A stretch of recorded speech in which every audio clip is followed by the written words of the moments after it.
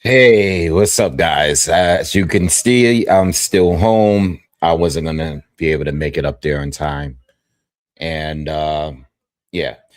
If you guys are just joining me, we were just on for Moses Atama, and then I was supposed to go upstate to my dad's and go live there, but I just wasn't gonna be able to do it. It was just too much, and if I by the time I got up there, I wasn't gonna get up there until another maybe hour or so. Or me go, I was not gonna be able to go live for another hour from now. So yeah, I'm just gonna have to do it here. I know you guys want my dad to be on, but we're gonna find a better day to go live together. And he is, he has a bunch of guests at the house anyway, so it wouldn't have been the best night to go live anyway because it would have been a lot of distractions. You know what I mean? So hopefully next weekend, maybe Wilder and Chisora, we could get him on here. But we just couldn't do it tonight. All right. Thank you, Corrales USA, for donating to the channel. I really, really appreciate that, and all of the donations to the channel from everyone. All right. Thank you. I appreciate that. That definitely helps, especially all the time we put in on the channel. What else is going on? All right, so we are here, pay-per-view, PBC, all right, Prime, and Keith Thurman, Fundora. Later on tonight, we got a heavyweight fight. To be honest, this was the only fight I haven't had any time to get to as far as betting and stuff. All right, this is the only fight I think today that I just didn't have any time to get to. I just couldn't get to. I've seen the big guy, Havanesian or whatever. I can't say his name. I don't want to butcher his name.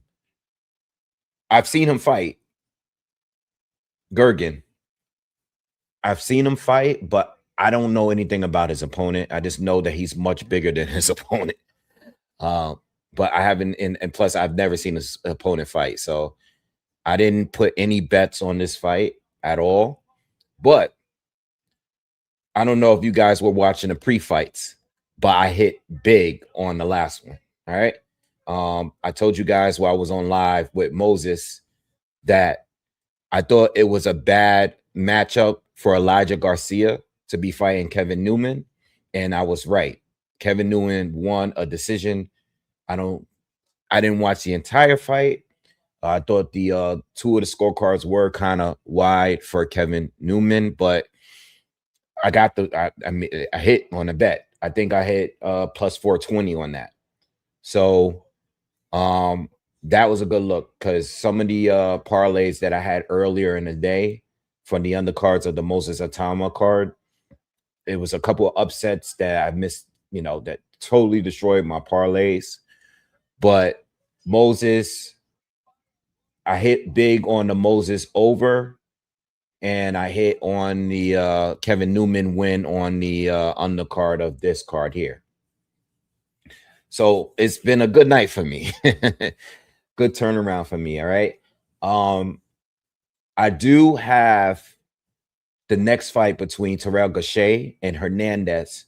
I have a bet on that going to distance. That's all I have on that one. Okay. No winner, just it going to distance. Terrell Gausha has never been stopped. Yes, he has a lot of losses. And that's it. But I have nothing on this fight that's on right now. And I don't even think I'm gonna mess with Keith Thurman and Fundora, bro. I'm just not. You know what it is? I'm gonna be honest with you guys. I think I gave a good analysis on that fight. The problem is I don't like betting when I have a personal bias in the fight. You know what I mean? So I gave a good analysis. I do think Fundora should win, but I want Thurman to win. And I don't want to bet like that. So I don't have anything in the Fundora Thurman fight. I think I'm just not going to touch it because I keep changing my, you know what I mean? Like if I'm not sure, I'm just going to leave it alone. All right. I'm going to leave it alone. And plus, I made money today, and I'm already happy about that, so I'm good. All right, I'm just gonna leave it alone. Um,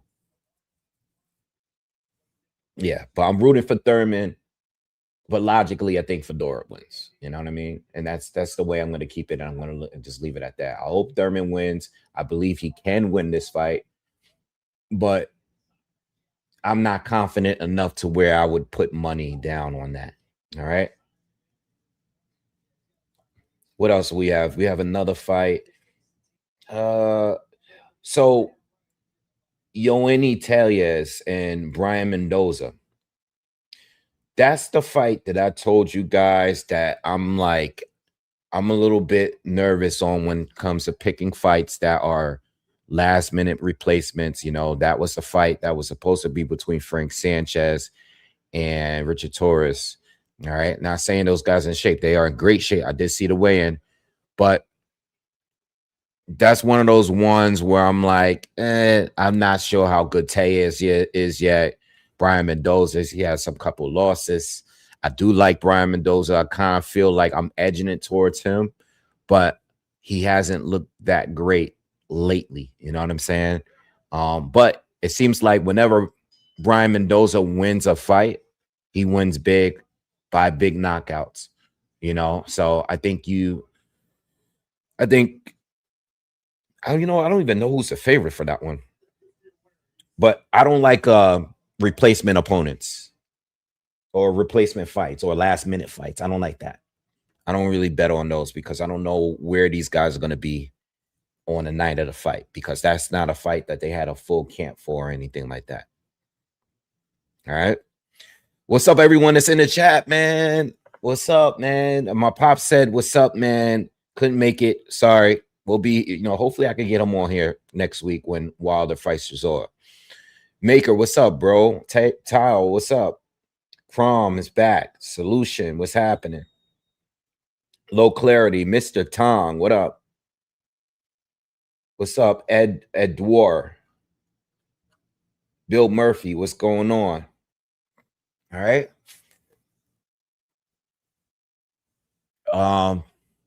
Shout out to PBC too. They normally come through when I go live from one of their pay-per-views. Shout out to PBC. Shout out to Killer Cameron doing boxing commentary is not something that I had on my bingo card for 2026. It's crazy. Cameron doing boxing commentary is wild to me. Like seeing him up there, I mean, that's crazy. That's crazy, But yeah, we got a heavyweight fight, and from the looks of it, it's not much to see here. You got Gergen, who's he's a really big man. Very slow on his feet, very upright, extremely upright. I mean, he doesn't, I don't think I've seen him bend at all. Just a really, really big bear kind of guy. Kind of reminds me of Fundora, the way he throws his jab and just, he's active, but he's very slow. He's very stationary.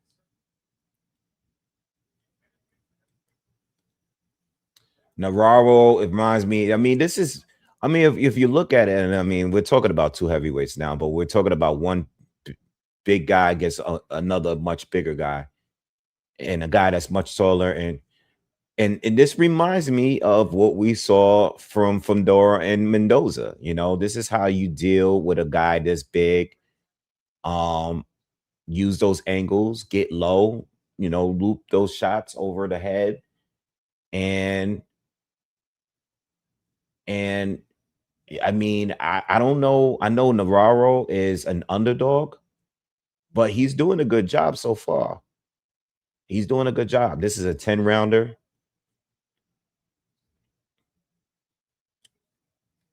I see Navarro switching a little bit here too. I like what he's doing. By the way, did anybody listen to me for that last prediction that I told you guys? I told you guys we didn't get a draw. We almost got a draw. One of the judges had a draw for Newman. Did anybody put any money on that one? Philly Trees, what's up? You stupid, bro.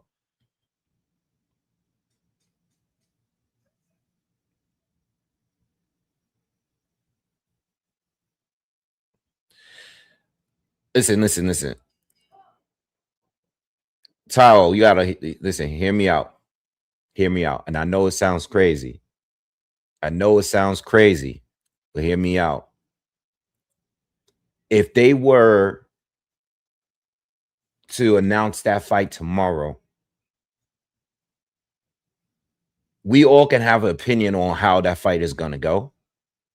What I'm saying is, even if Usyk beats that kid, it's the fact that he's able to do things that these other heavyweights can't do. That's my only argument. The thing about Moses Atama is that the way he moves, he does not. I think we can all agree that that guy does not move like any other heavyweight that's boxing. And part of Usyk's success is his ability to move unlike the other heavyweights that he was fighting.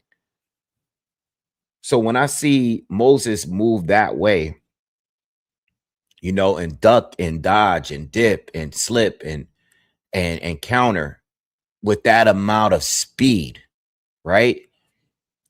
It just makes people want to see the fight.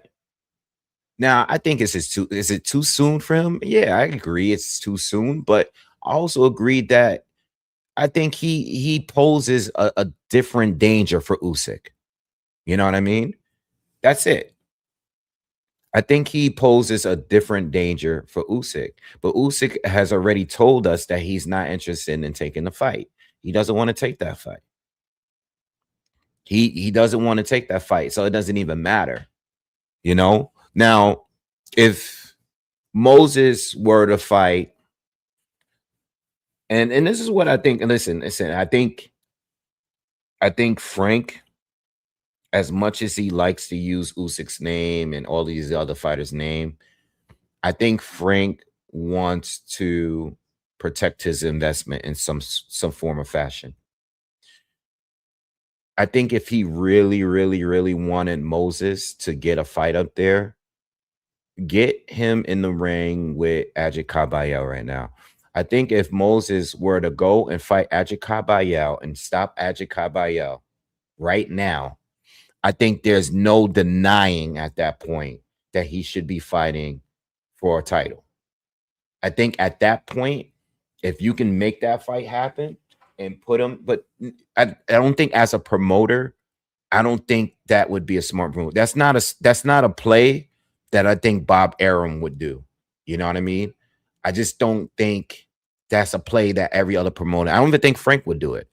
You know, I think if they really want to just jump and skip the line and put him in there with a top dog right now, he would I think he would win. I think he would win. Would it be risky as hell? Absolutely. Absolutely. Absolutely. It would be risky. But I think,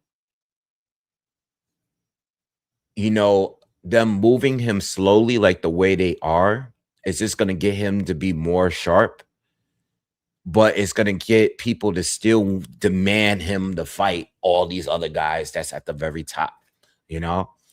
I remember something about Lawrence Okolie. I don't know what happened with that. I think Lawrence Okolie was like, because Lawrence is going to be fighting Tony Yoka soon. I thought that maybe the rescheduling might have been a reschedule because this fight with Moses was rescheduled, right? It was supposed to happen in January. I don't know what caused that fight. I don't know if that fight is still an option. But it's a good option. You know what I mean? It's a good fight. I'm good with being patient, though. I'm good. I don't think the Moses Atama Alexander Usyk fight is ever gonna happen, you know? But if it were to happen, I don't think there's anything wrong with it. It's no different from what Floyd did with Canelo, you know? And I know Canelo had over 40 fights, but where he only had only 40 fights because he was boxing as a pro at 15 years old. Floyd beating Canelo and then retiring, eventually retiring, um, only made his legacy greater because we know what great things Canelo was able to do. You know, Floyd was already in his later 30s, and Canelo was very, very young. You know, he was in his low 20s. I think if Usyk and Atama were to fight right now, um, it's a, I mean, it would still listen. I, I can see why Usyk doesn't want to take that, because if he beat Moses, it's gonna be he's not gonna get credit for it, right? If he beats Moses now, he doesn't get credit for it. His kid is the kid is too young. He's gonna say he's too he doesn't have the experience. If he beats Moses now, he's not gonna get credit for it. If he loses to Moses right now, he's gonna lose credit. I don't think he should, but that's how boxing works. Um, he has everything to lose in that fight. So I don't think Usyk does. I don't even think we should talk about it. I think we should start just talking about Moses and all of the other guys in the division at this point. I think that's where this is going to keep it at, you know. But I don't think Usyk fights him, especially because Usyk already said that he's willing to fight the winner of Wardley and Triple D, which is hopefully it's not Triple D, and Tyson Fury for a third time. All right. Listen, I'm gonna tell you this. I really don't want to see the Tyson Fury third fight. I know he came. I know there was some talks of him fighting Deontay Wilder recently. If Wilder beats Chisora, I would rather see Usyk fight Wilder than fight Tyson Fury for a third time. Just only because it's something different. Not because I think Wilder has a better chance of beating him. It's just because it's something different. Yeah, no, that's a good idea, Philly. I think I agree with that. I think Moses was somebody that I mean, at one point, Moses' name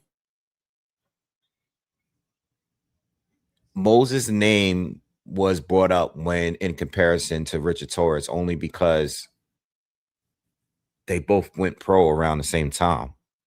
But Moses is elevating much quicker because he's looked much more impressive.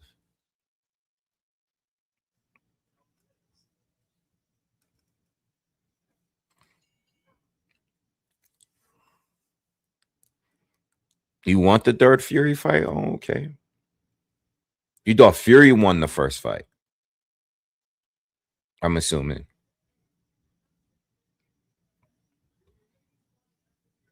I think the first fight was very close, but I thought it was 7-5 for Usyk, and then the knockdown or the standing 8 count or whatever it was. Um, I think Usyk won the second fight 8-4. Yeah. So I thought Usyk won the first fight 7-5, and and then Usyk won the first fight 7-5, second fight 8-4. That's how I look at it.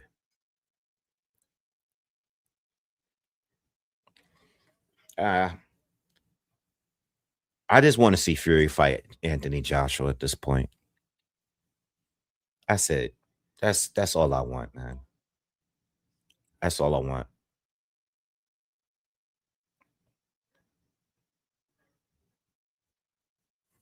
Let me turn this up real quick.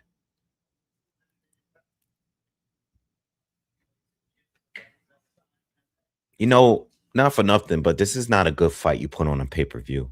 You know, PBC has a huge roster. You know what I mean? I think they could have did a little bit more with this fight here. Seriously, or even with the pay-per-view overall. I mean, the main event is a good fight, but uh, I think the co-main event is a good fight. Tellez and Mendoza is a good fight, but I personally think that fight. Oh, Gergen has him hurt bad. Navarro needs to get off the ropes.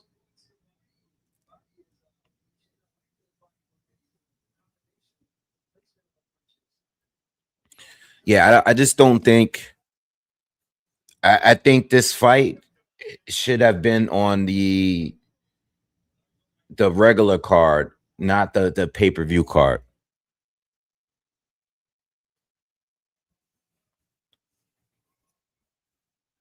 Yeah, I heard that the Boots and Xander was official. Oh, Navarro might get clipped soon. There's a lot of time left in this fifth round, and he's taking way too many punches. I don't know what happened to the movement that we saw earlier. Now he's a stationary target. He's standing right in front of him. He's getting hit with everything now. He's got a good chin, though.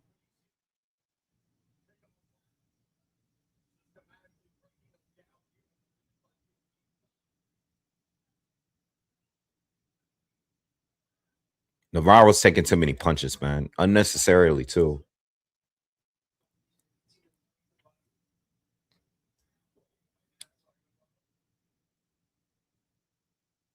Hovannisians he has a good cardio, man, because he reminds me of what's this? Oh man, he's getting ref might have to step in.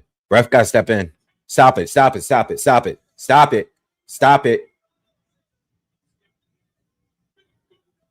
Yeah, yeah, yeah. He wasn't throwing any punches. How many punches he threw in a row without this guy throwing anything back? He's tough kid. Yo, the dude's tough. He took a lot of punishment and he was still there. But you taking that many punches without throwing anything back? Nah, he was just slipping nothing. He's just taking too many punches. He reminds me of who's the Polish guy that was um the Polish guy that was from that was living in Brooklyn.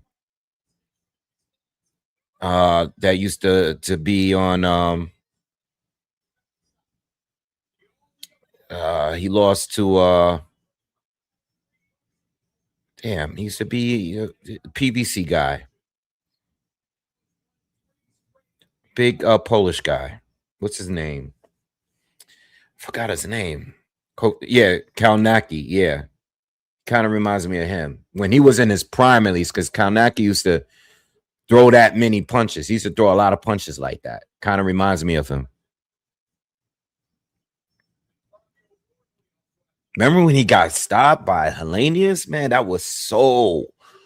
Oh my God. What was the odds on that one?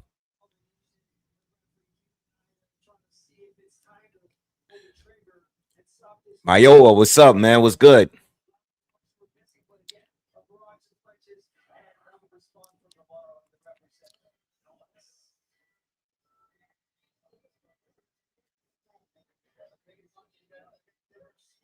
Yeah, I can't wait to do a breakdown for that fight. Is it confirmed that it's going to be in Brooklyn, though? I think I'm going to go to that fight. As much as I would love to go live and be here with you guys, I want to go to that fight. If they do it here, they do it here. Even if they do it in Philly, if they do it in Philly, I might go to Philly to see it. What's up, Amir?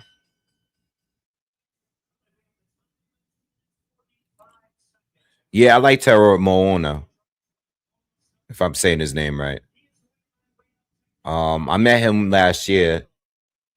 Uh, he's good. Um, he needs a step up as well, but on a lower scale. I actually was talking to Richard Torres the day I met him because Richard Torres was at the Xander Zetas fight, and he was sitting right by me and my mom. He said, yeah, he said he sparred with him. He was like, yo, the way when I asked him, like, yo, what do you think? He's like, yo, he's he he looked at me, he's like, yo, he's good. Like the way he looked at me and he answered that, I was like, yeah. Yeah, he probably has some tough nights with him in sparring. That guy is good.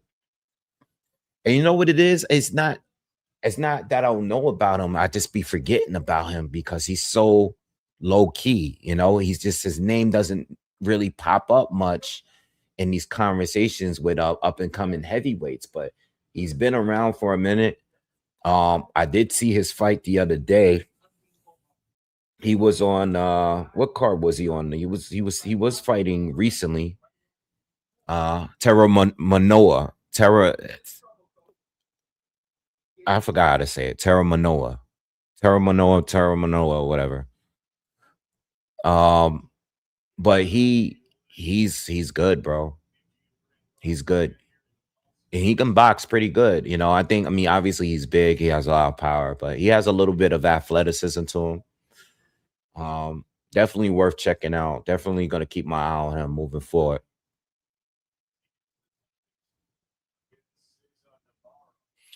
Yeah, I don't really care about the main you know what? I say that I don't care about it, and I'm talking about Mayweather and Pac.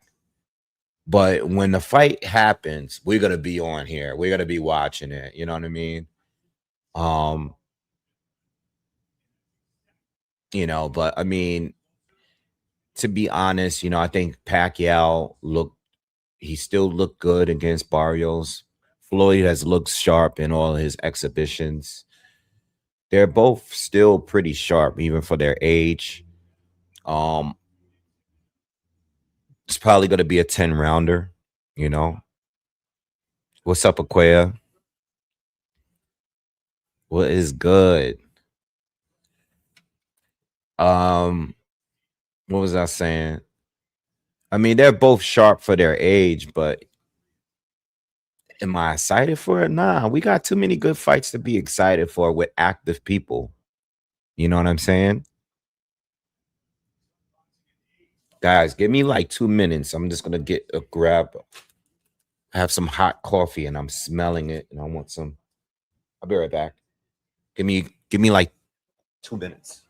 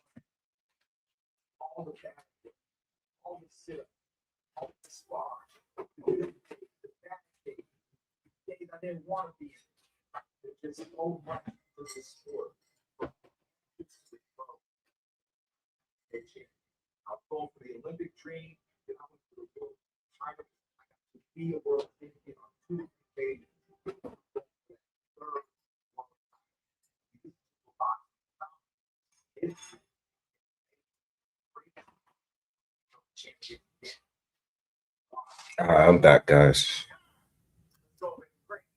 Um, all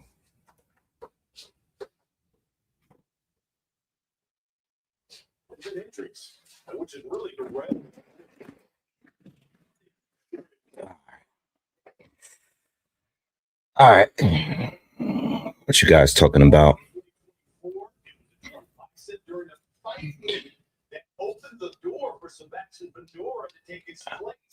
I'm kind of leaning towards Boots too.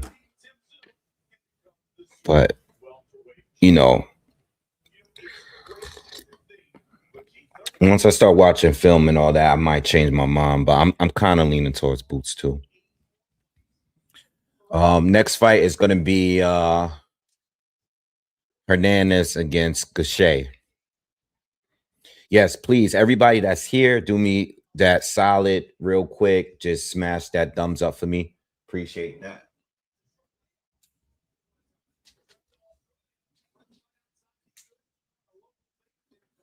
Yeah, do me that favor real quick. Hit that thumbs up for me. Smash the like button.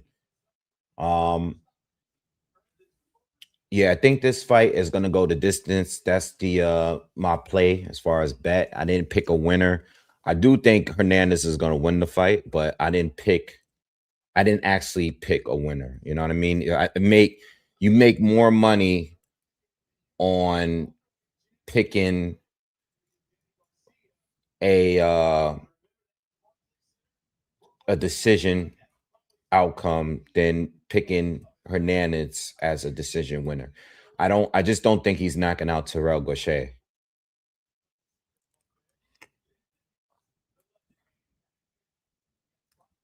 So that's where I'm at for this fight. And I think this might be my last bet for the fight, to be honest. I think this might be the last one. I think I still.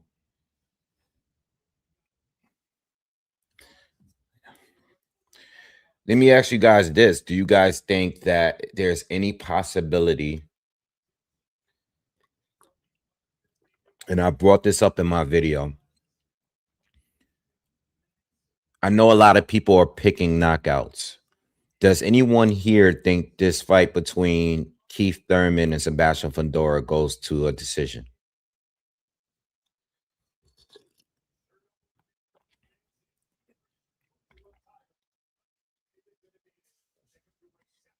That is true, Drake. That's a good point. He did miss weight.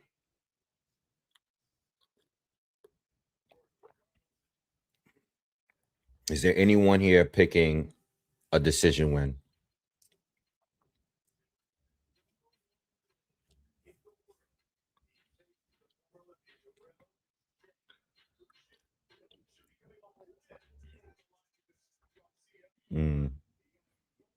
I think it's possible. That's the only reason why I'm asking. I think it's possible. I think it's not likely, but I do think it's possible.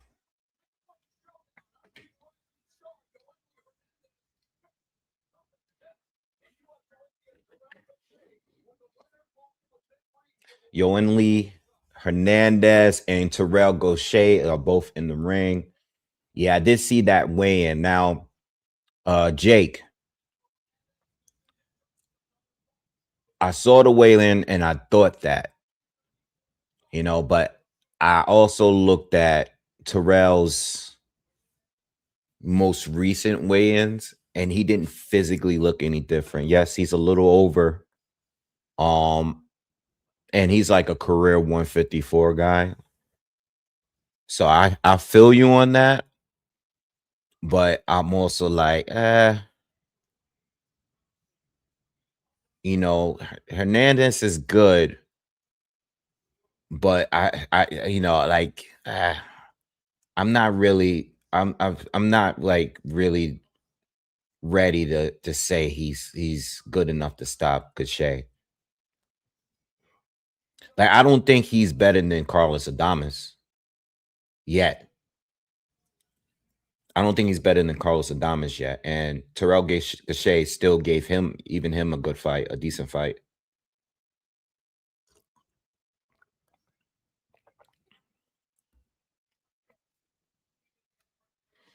You said you want Thurman to get stopped. Yeah, so that's why I was like, I thought you was on the money with that. I thought that too, because whenever these guys go overweight, I'm like, But I always go back to look at other people weigh-ins, and sometimes you'll notice like a difference in their physique or maybe something like that. And I'm like, all right, but he looked good at the weigh-in. So I was like, I don't want to overthink the situation. I'm just gonna keep it as I don't even think Terrell Gausha's ever been down in his career. I don't even think he's ever been dropped. But Gausha dropped Elijah Garcia, He dropped Temzu. Um, oh no, Lara did drop him. Arislani Lara dropped Cachet. Damn, they fought nearly 10 years ago now. Shit. That was a boring fight, too. I hated that fight. That was a very boring fight between Cachet and Lara.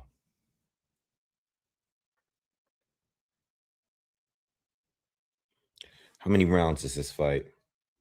It's a 10 rounder. Yeah, I like the decision. I think I'm gonna stick with it.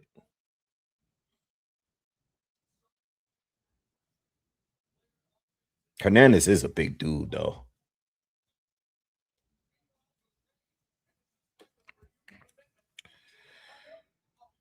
We got Hernandez and Gachet right now, round one.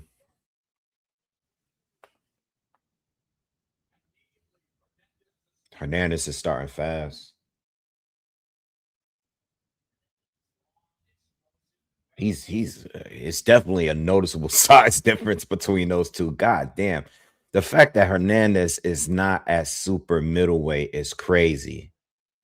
He's huge. Jesus Christ. He caught Gachet with a big right hand just now. Oh, wow. I don't know. This guy is huge.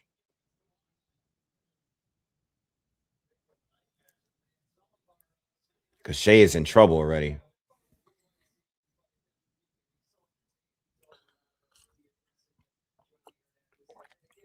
I have to be honest, man. This is not a good pay-per-view. These are not the fights you make people pay for. You know what I mean? You should have they should have had Spence or Jamel. Oh, good, nice right hand from Cachet land. But yeah, you got to get some other people, some better matchups than these. You know what I mean? Especially because so many guys are inactive that's still with the PBC. They could have did a little better than this.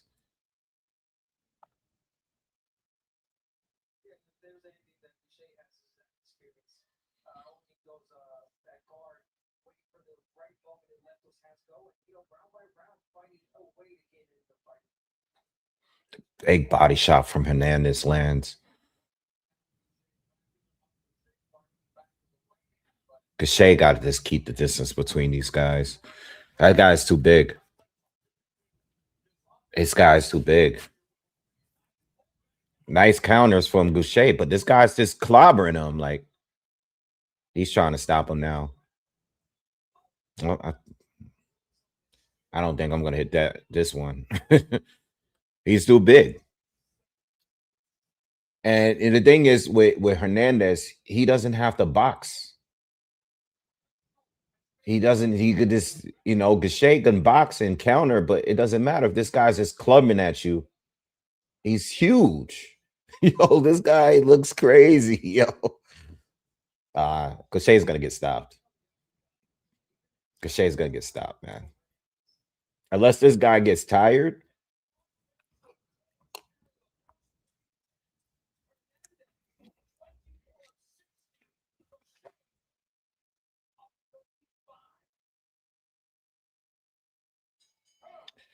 Yeah, you know what? You know who he reminds me of? I can't remember the name, but I'm gonna tell y'all in a minute.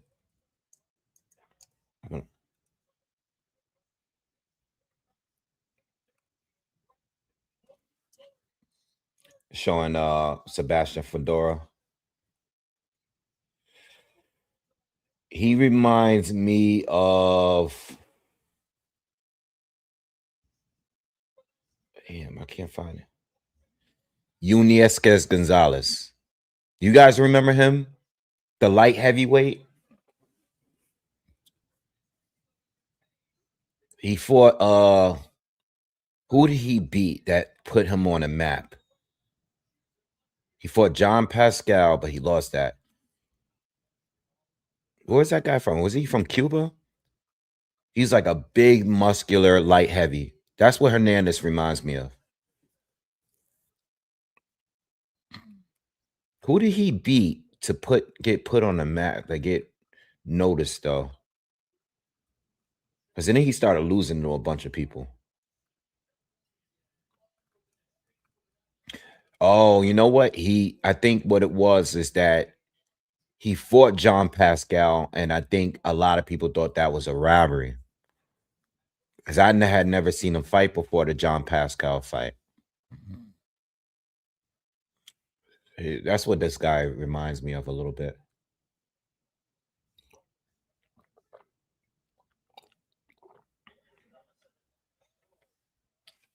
I mean, this is bullying right here that I'm watching.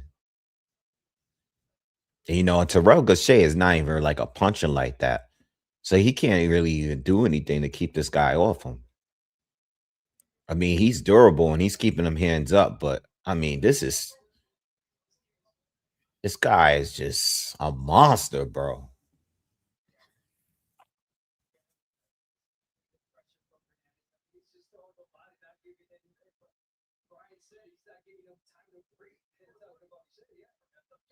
I heard that Carlos Adames is going up to 168. I seen an article, I seen a post on that on I think probably Twitter. Carlos is gonna be small at 168. He's not a big guy. I mean, it's probably time for him to move up because he probably couldn't make the weight.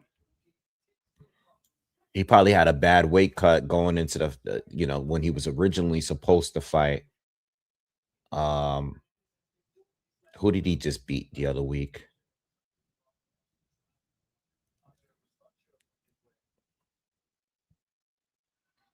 But yeah, he's gonna be moving up, and he's really not that big. I mean, he was at 154, and I think he was a good size at 54.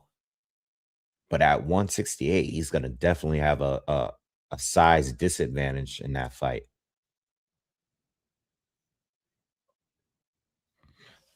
Yeah, he just beat Austin Ammo Williams. I mean, this fight is not really entertaining, At this point, it's just Hernandez just bullying Gaucher. But Gaucher's got he's keeping this good shell, and Hernandez is trying to punch through it. But he's still durable, man. But he's not winning any point of this fight.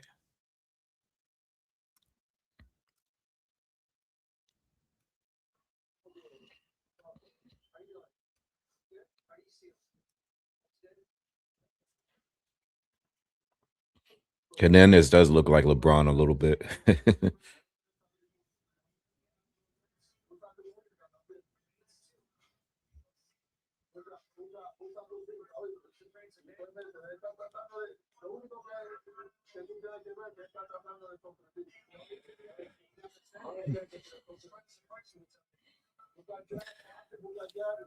I mean, from what I've seen from him, and I've watched him fight before, Philly. He doesn't really seem like a boxer like that. You know what I mean? He's just a brawler. If he what From what I've seen in previous fights, it's like a brawler. I'm not saying he can't box, but like there's nothing. It's nothing special about him. Like watching him right now, he's not like. I don't see no great footwork. I don't see no like real good angles or anything like that. Like he's not doing anything defensively that's fancy. He just seems like a really explosive puncher, brawler type. And it's working for him here at 160 because he's clearly bigger. But I don't see anything that he's doing that like stands out outside of the fact that he's big and strong for the division. Terrell Gausha is just at this point. I mean, he's just surviving at this point. You know what I mean? Like, where's his jab is just okay.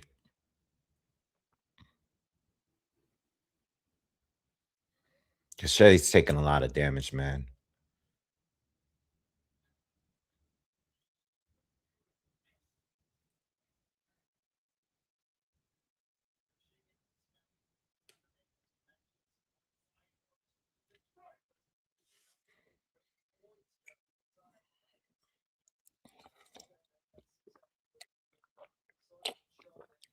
I cannot believe they put this fight on a pay-per-view.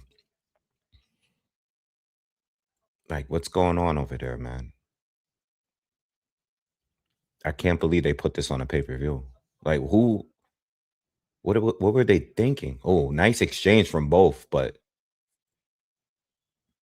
Shay is just he's getting overpowered. Referee is getting ready to step in. The Shay got a tie up. Referee's telling him Shay's gonna get stopped.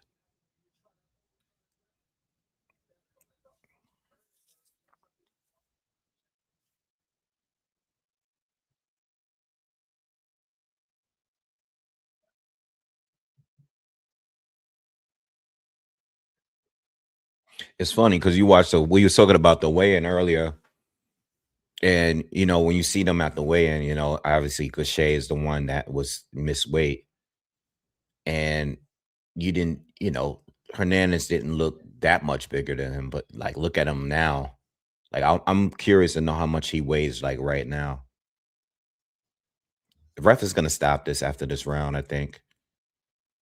This I think the ref is gonna stop it. He's probably gonna go to his corner and give him a warning. He's gonna yep. He's gonna go to his corner, probably give him a warning, like, listen, show me something or I'm gonna stop the fight in the next round. All right. We just finished the third round. And Hernandez is just pretty much dominating him. I'm 50-50 on Smith and Morrell right now. I can't even tell you. But it's definitely one of the fights. It's definitely one of the fights that I got to do a breakdown for next or close to next. I'm doing them all in order.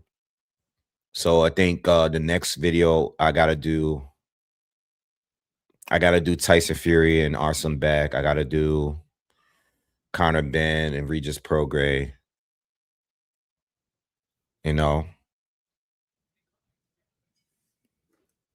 Who the hell is this dude? Bye.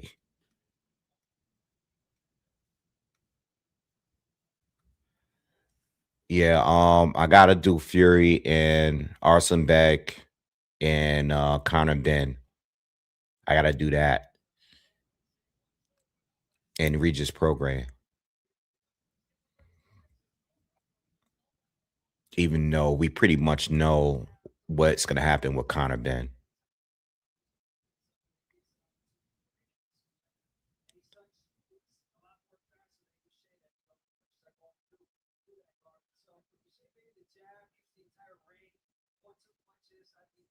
I don't know if Cachet is gonna make it out this round.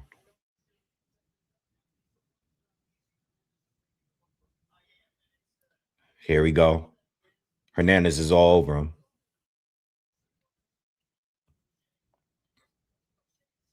Cachet should do exactly what he's doing right now, coming forward and smothering this guy's punches. Instead of just standing in a corner. Oh, this guy hits way too hard. That's it. Ref is stopping it. Ref stopping it, man. Yeah.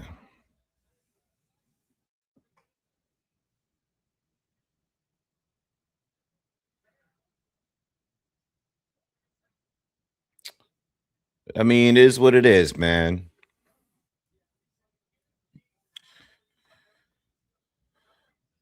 You just taking punches, unnecessary punishment. You know what I mean? I know a lot of those punches are not landing clean, but just taking unnecessary punishment, man.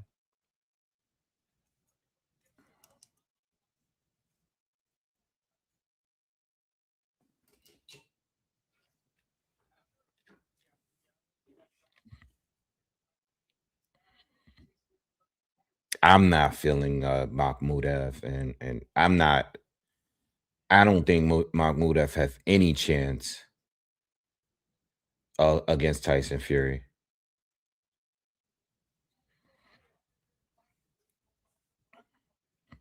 I don't think he has any shot against Tyson Fury. I don't know. I'm kind of curious about. I'm kind of like I'm thinking about the fight, next fight. I'm thinking about it. I'm thinking about the next fight, and I'm like, well, I mean, we're going into the co-main event right now. And it's only 9 o'clock. I'm now I'm kind of regretting not just going up to my dad's because I mean these two fights were nothing, you know. These two fights were nothing. I could have missed out on going live for these. You know what I'm saying? The next fight is probably, the only good undercard matchup there is. Still not pay-per-view worthy, but there's still a good match. All right, let's look up the schedule. Let's see what I got coming up.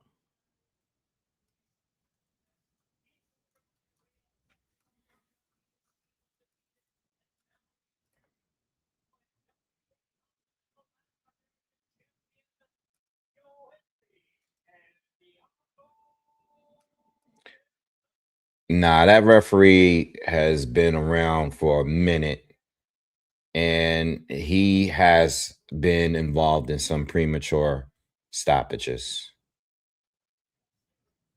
But it's not his fault. I don't think it's his fault. I think the matchmakers got it wrong. You know what I mean? I think the matchmakers got it wrong. And just a poor fight to put on this card.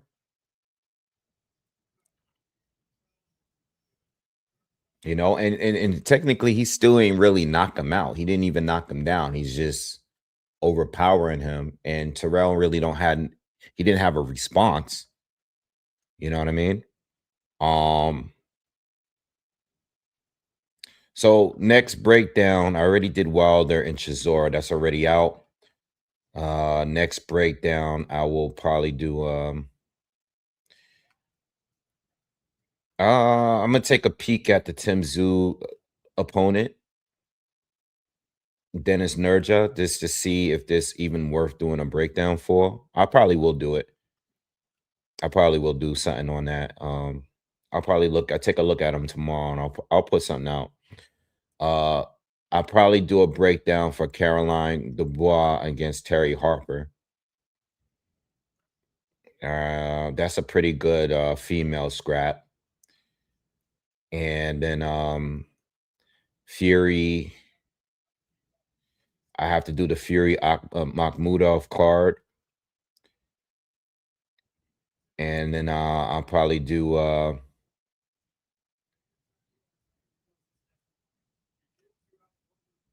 Estrada's fighting Tension. That's a pretty good fight. It's not a bad fight. Yo, the Alicia Baumgardner fight, I was low key thinking about going. I'm probably not gonna go, but it's here in New York, and like they're not even selling tickets like that. But um, that female card is actually pretty good. You know, you got Shadesha Green is gonna be on the undercard, and you got what's her name? T-Bolt is gonna be on the card as well. And that's gonna be here in New York at the Garden, at the theater at the Garden. I was thinking about going just to go. It's on a Friday night. I might pull up to that. Yeah, I like Alicia Baumgartner, and I like Shadesha Green, and I like Tam too. So I might just pull up to that one. Um, And then you got Manny Pacquiao against Ruslan that's coming up on the same weekend, the same day as Callum Smith and David Morrell. Uh, yeah.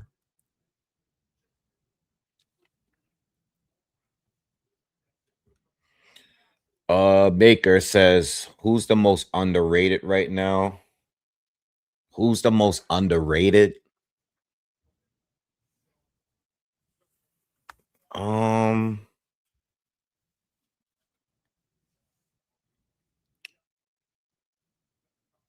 well, we were just talking about who's the heavyweight? We was just talking about Terra. What's his name? I was just bringing him up. Who's the most underrated? Who's one of the most underrated guys right now?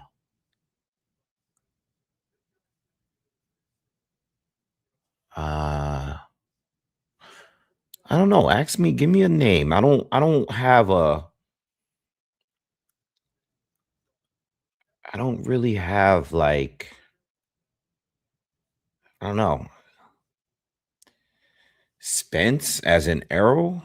I don't think he's underrated. I don't even know we can't even rate him right now. Yo, speaking of Spence, I seen I knew Jamel was gonna get mad, but I seen Spence training with Big Charlo, Jamal. And he's with Ronnie Shields or whatever. There's this video of them training together. And Jamel made a comment. He already made a response video like, "Oh, I see y'all. I'm number one," and he in his feelings and stuff like that. But this is my thing. If y'all all three have been, I mean, well, not all three, but like the two of you as brothers, right, have been close to Spence all these years, right? And Jamel wakes up one day and decides that he wants to fight Spence next. Why, like, am I supposed to cut my friendship off with this person that we were all cool because you woke up one day and decided that you wanted to fight Mel Charlo? Like, I know that's their brothers and brothers are supposed to stick together, but I don't believe in the whole, well, now you're my enemy because you want to fight him. Like, I mean, unless there's something that's behind the scenes that we don't know, that Arrow and Jamel has a problem. You know what I mean? Like, I just don't believe that with Jamal should cut off Spence because Jamel wants to fight him now. You know what I mean? At one point, you guys were under the same camp and y'all from Texas. And I know people are gonna say Spence is from New York, whatever. No, Spence is from Texas. At the end of the day, that's what he rep. Maybe that's not where he was born, but he's from Texas. Jamel, I don't know why Jamel should feel away. I don't think Jamel should feel away at all. I don't think there's no big deal about Jamal being with Spence or anything like that. And another part to that is I see that Demetrius Andrade is back in the gym too. You know what I mean? So, with that being said, Jamal recently turned down a fight with Jamal just turned down a fight. They was trying to set him up with the guy that Jaime Munguia is gonna fight. Resendez. Resendez holds the title, and I made a video about that not too long ago. Basically, I was basically telling y'all like Resendez was the guy that I thought Canelo was going to fight because I felt like Canelo is probably going to, he's coming off the loss of Bud Crawford. He's coming off of the, injury and all that. So his first fight back, which is going to be in September, I figured that would be against Resendez. You know what I mean? They could do the fight in Mexico. Maybe they'll do something like that. But Resendez is going to be fighting Jaime Munguia now. but they were first trying to line up Jamal Charlo to fight Resendez, and Jamal Charlo didn't take that fight. So I'm thinking maybe, I don't know, maybe they thought it was too dangerous. I don't know why they didn't take that fight down, but I think Jamal should have took the fight. But regardless, I seen Demetrius Andrade back in the gym, and I'm saying to myself, are these two gonna finally fight? I mean, it's way past this expiration date, but I mean, I feel like Demetrius Andrade and Jamal Charlo is a fight at one point that I really, really wanted to see. And if they were to announce it tomorrow, I'm gonna be happy for. I mean, obviously both are like past it, but I still want to see that fight. You know, there's a lot of Demetrius Andrade fights that I want to see. Demetrius Andrade didn't give me none of those fights that I wanted to see, man. I wanted him fight Jamal Charlo, Danny Jacobs when they pulled up to each other at the fight. No, I'm bugging. I'm bugging. Oh my God. Demetrius Andrade against Jamal was supposed to fight Danny Jacobs. Jamal was supposed to fight Danny Jacobs. Demetrius Andrade was supposed to fight a lot of people at 54. I mean, Canelo too. I mean, that wasn't on him though. Canelo ain't fight him, but I wanted to see Andrade fight Canelo, the Charlo twins.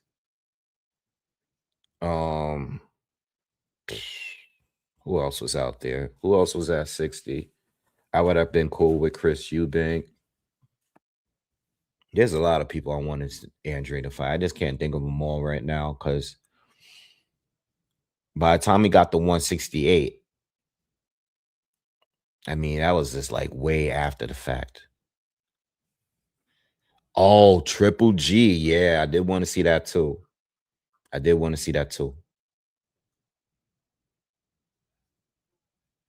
Yeah, Philly, I saw that knockout. I saw it, and it was right before I went live that night. And I said, I don't know if this girl's going to be okay. Because when she went down, she was completely out and they carried her out. And I was like, I don't think she's going to be good.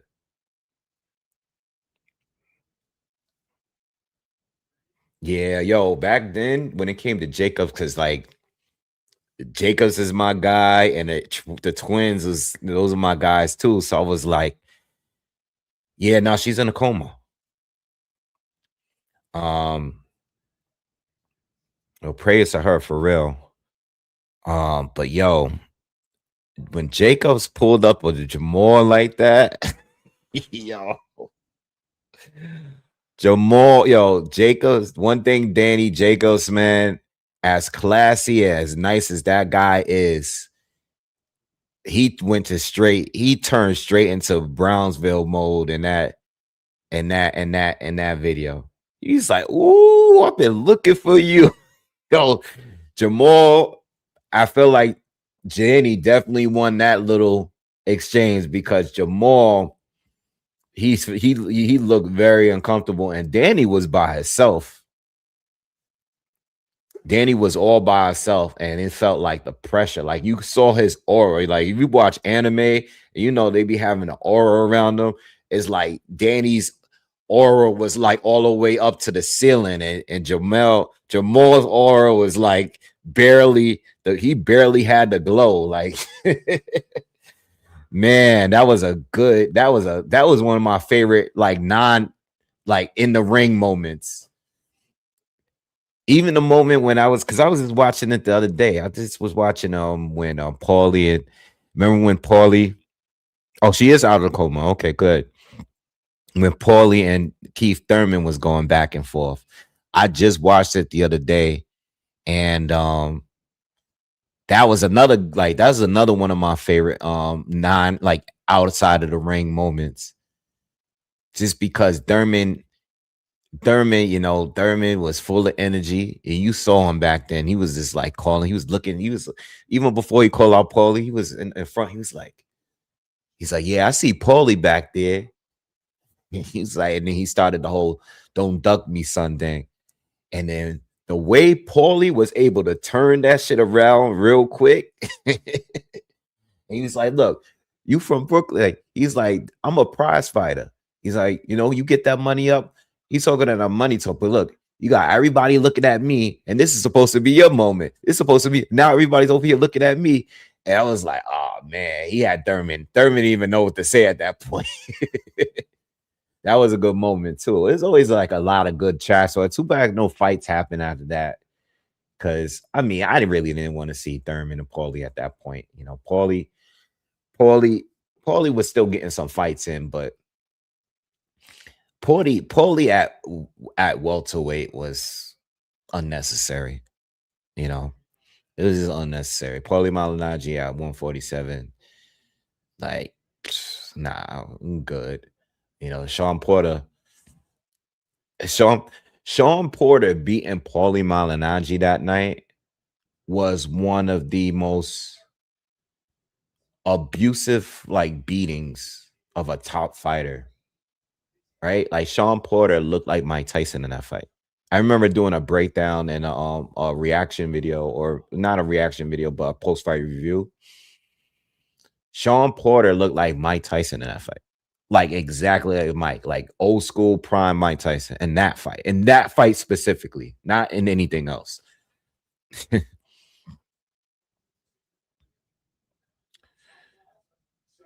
Danny Jacobs and Jamal would have been a good fight. I'm not going to say who would have won that fight because at that time Jamal was a lot closer to his prime too, and Danny was not too far away from where he started to slow down a little bit. Because Danny's been around a little bit longer.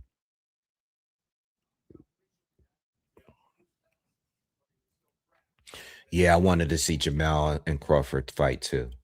I wanted to see that. Yeah, that was a fight I really wanted to see. You know, in a perfect world for Crawford, I mean, for Crawford's situation. And I thought Jamel was a dangerous fight for Crawford, by the way. I'm not switching up now because we know where they're both at. I remember at the time, and I'm talking about before Bud Fort Spence, I thought Jamel was a dangerous fight for Crawford because I know Jamel had that one punch kind of knockout power. I thought stylistically, Jamel's a little bit more dangerous simply because of his speed and power. You know, uh, Arrow, I was super confident that Crawford was going to win. You know, but Jamel, I thought like Crawford, Bud as an amazing boxer that he is, he do be getting hit. Um, if you're just checking in, we're way ahead of schedule because both of the fights ended quickly. We're waiting for Brian Mendoza against Tellez. That's gonna be next. That's a co-main event. Keith Thurman, they're showing Keith Thurman in his dressing room right now, about to get wrapped up. Um, we have a lot of time. I think they're gonna hold off because it's only 9 o'clock and we're already at the co-main event. You know what I mean? So we got time. That's why I'm just talking because right now they're not showing anything on the PBC. Um, again, they messed up with this pay-per-view. 8 p.m. You got two of the major four cards.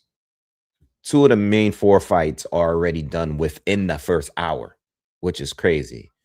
So right now, I feel like they're gonna hold off for a long period of time before we get this co-main event, and then we have the main event after that. What's up, Mike G? What's good?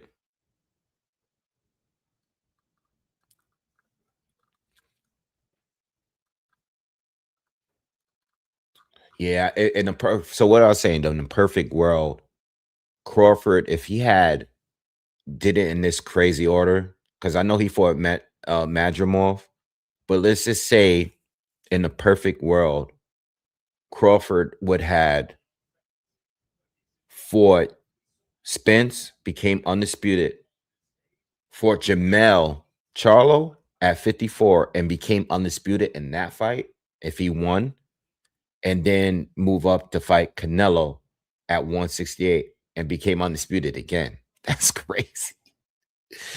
That would have been crazy because he fought Majimov. It was only for one title, you know. But if he had did that, that would have been crazy. You know, in a perfect world, that would have happened. But again, you know, it didn't happen that way because you know, Jamel Charlo moved up to 168 to fight Canelo, which was stupid. And I don't blame Jamel. I don't blame Canelo. I blame the PBC. You know, because why are you going to do a 3-fight deal with Canelo just to fight like Jaime Munguia and dudes that's not even with the PBC? Jaime Munguia wasn't even a PBC fighter. You know what I mean? Like, I don't know what the PBC was thinking on that deal. Like, you got David Benavidez sitting right there. You gotta pay Canelo all that money to fight everybody else but David Benavidez. That's crazy. They was bugging with that. They're both getting ready in the dressing rooms because they're gonna be fighting really soon. So let me ask y'all a question. What do you think happens if Thurman does win? Let's say Thurman does knock Fundora out. Fundora is more likely, I think he's going to send them up to 160. Right? If Fundora gets knocked out again, if he does get knocked out, I think he should go up to 160. I think he should just at least go up to 160. I mean, the dude probably should be fighting at least at 168.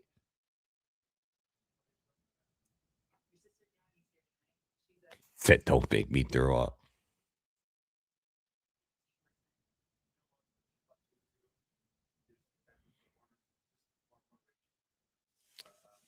What upsets piss me off? What upsets piss me off? Andy Ruiz knocking out AJ. Andy Ruiz knocking out AJ.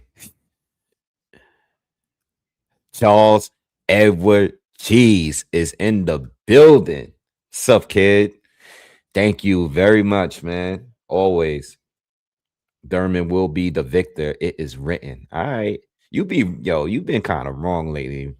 You've been kind of wrong, man. I don't know about all that. I don't know. Don't be putting that. Don't be putting that evil on Keith, man, because I want Keith to win. So now you got me kind of scared, yo. Word. Thank you, bro. I hope Keith win this. I'm scared to put my money up on it though. I ain't putting no money up for it.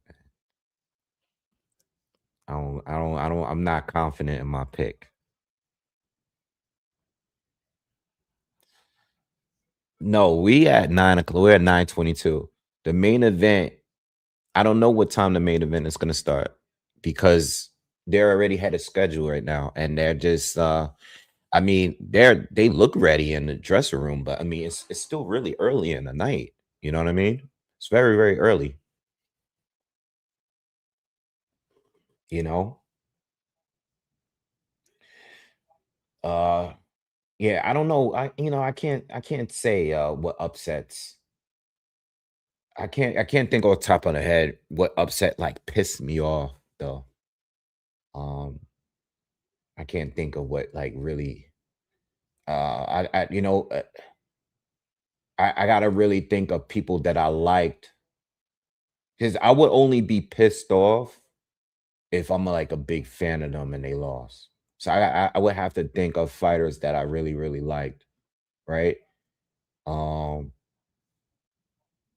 that were upsets. But I can't remember like when Cotto lost to Margarito, right? Was that an upset? I can't remember because I didn't know anything about gambling at that time. I don't even know. I was younger at that time. I know that fight pissed me off. Um, I mean, my personal favorite underdog was probably when Shane beat Margarito. Shane beating Margarito was like the most satisfying win that I ever seen live. I remember watching that fight. I was actually at my dad's house by myself watching that fight. I remember it like I remember it clearly watching that fight live. And I was so excited because I thought Shane was gonna lose. But I can't think of too many fights right now off the top that pissed me off. Mm-mm.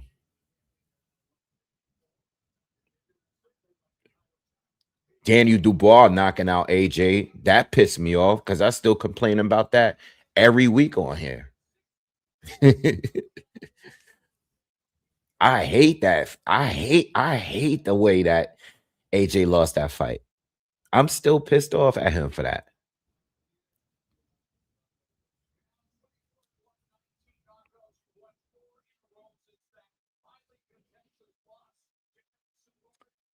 Man, you guys, man, gotta have some more faith in Keith, man. I'm gonna be tight if Keith gets stopped. Yo, I'm gonna be tight if Keith gets stopped. I'm not gonna lie. If Keith gets stopped, I'm gonna be mad. I don't want to see Keith get stopped.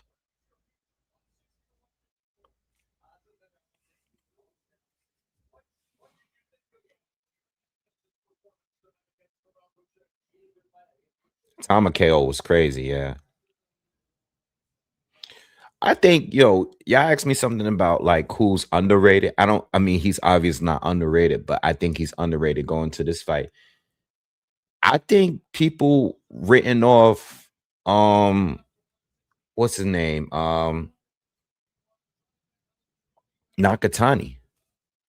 I think people completely written him off because of that last fight.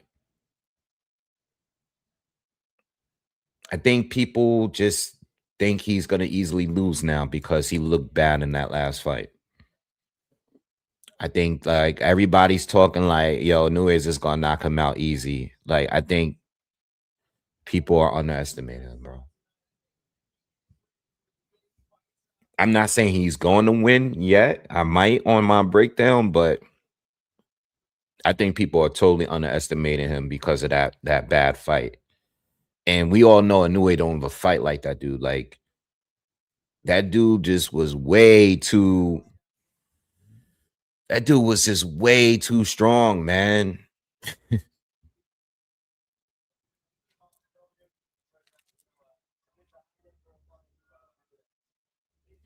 Yo, I seen this kid, Max, Mini Max on Twitter. He made a point that I kind of always agree with, not including Bud Crawford, but do you think do y'all think if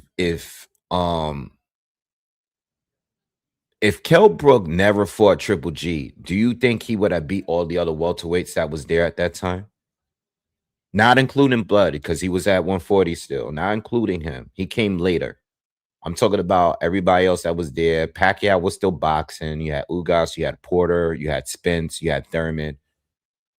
If Kell Brook, who at the time had only beat Porter, right? He didn't fight Ugas. He didn't fight Spence yet. He fought Triple G when Spence was his mandatory, which was a huge mistake. And I hate that he didn't do that, but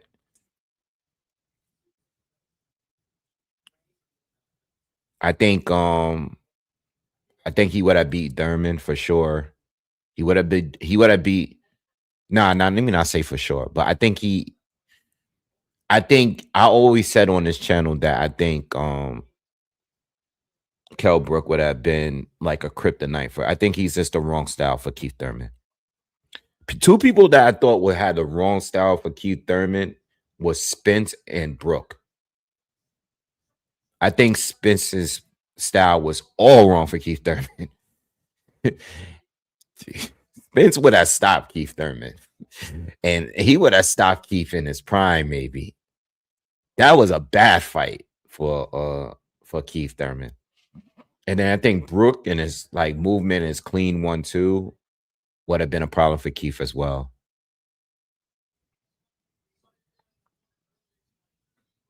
I think like Brook. The thing with Brook and Spence is that I think Brook, even before the Triple G fight, I think Brook would have still had a lot of problems with Spence, but I think he would have edged out a decision against Spence. You know, he would have been a little bit more durable. You know, because he already had half his face smashed in by Triple G. I think he would have just been able to pull out that fight if he had fought Spence. I think he would have beat Keith Thurman. I think he would have barely edged Spence. He already had beaten Porter. I don't know about Pacquiao. Pacquiao is kind of like a wild card because some people just don't look good against Manny. Even like an older one.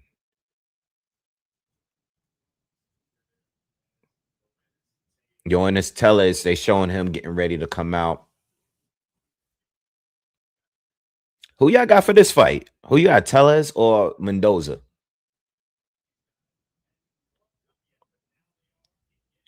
I think this fight gonna be close, yo.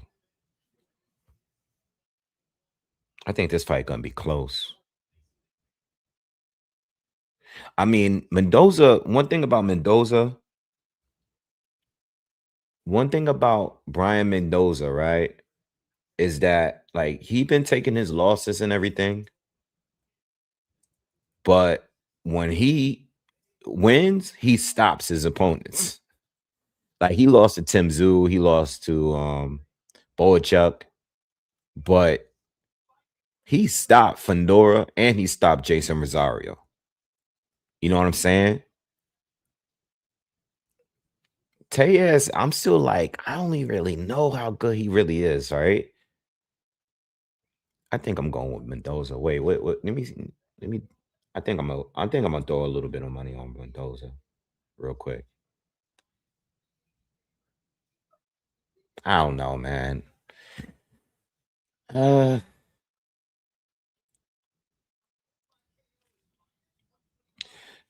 yo, the thing is, I think Mendoza wins obviously if he knocks him out, but I think on points, it's where I'm like unsure. That's how I feel about it. I feel like Mendoza, if he wins, it's gonna be by KO. And Tellez, if he wins, is definitely going to be on points. Like Tellez is not knocking out Mendoza, right? Absolutely not. Um,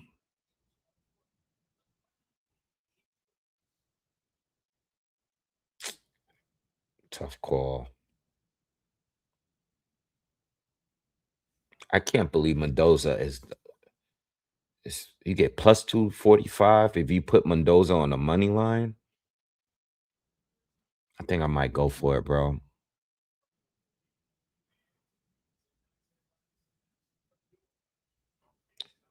Bro, Justin, chill out, bro. Damn, you like messing the vibes up in here. Jesus. Yo, he said it's okay. Like I'm yo, Jesus. He said, don't gamble, give it to the homeless person. Chill, bro. You making me feel bad, man. Jesus Christ. Yo. Yo. Killing the vibes, bro. Nah, I think I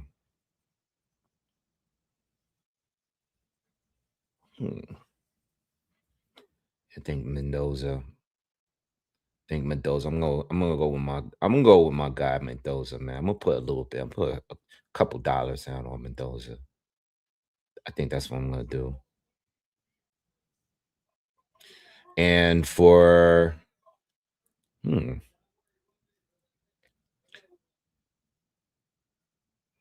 You know what?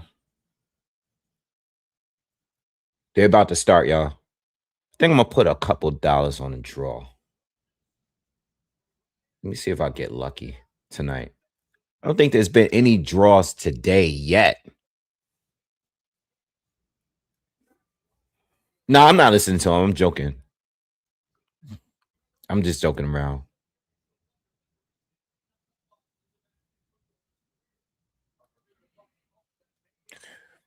Nah, I'm not messing with that Keith Thurman one. I'm leaving that alone. I might, but I got Mendoza. I put a little bit down on Mendoza and I put a little bit on the draw. Give me a second. Let me pour a little bit more coffee in this cup before we start.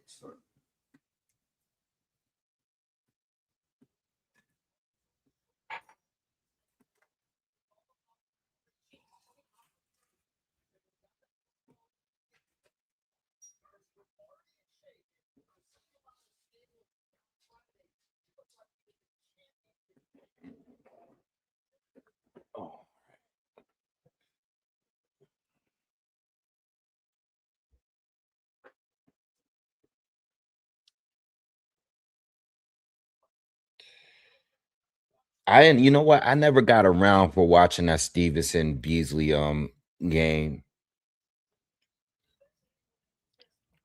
I just saw the highlights, but I just like totally forgot it existed.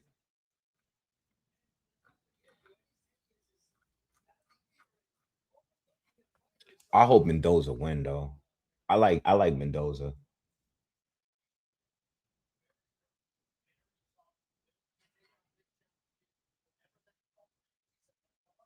Yeah, but I think the best, since this fight is about to start, I think Mendoza, if he wins by KO, I gotta go with Tejas on points. That's probably the two best options here. Most likely options between these two. I think I think real talk, Mendoza should look into doing the commentary thing. I don't know if you guys like watch his interviews, but if you watch his interviews, he has like he gives like good boxing commentary. I peeped that like in the last few like fights he's been having or whatever. Even when he fought Tim Zoo, like some of the interviews he was given, they were like really, really good interviews. Like he's low key like one of those guys that like I think like when it's funny because as much experience that a lot of these fighters have, even the champions and all that, not all of them are good at like breaking down fights. But he's one of those guys like low key. Like Keith Thurman is one of those guys too. He's good. I think Brian Mendoza is good at talking a good game about fights. Like he should like, I mean, he's active right now, but I think at some point in the game, he should do it. He should definitely get into that kind of thing.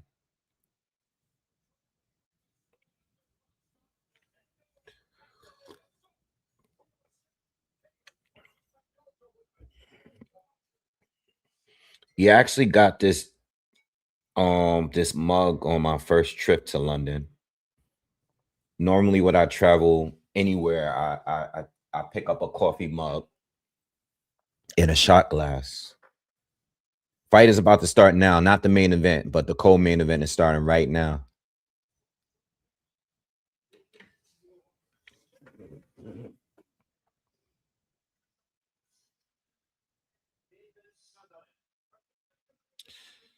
Oh, snap. Yep. And I gotta stay up tonight too, because the F1 race is at 1 a.m., I think, in Japan.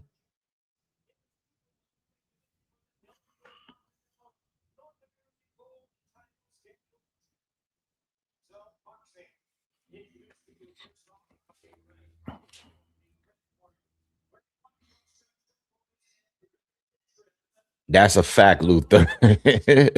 That's a fact. I can't argue that. Keith barely fights. He can commentate and fight at the same time. That's a fact. The only problem with Keith, though, is that when he be doing commentary, yo, he'll find a way to keep talking about himself. He's gonna talk about himself. Yeah, the race is at 1 in the morning tonight.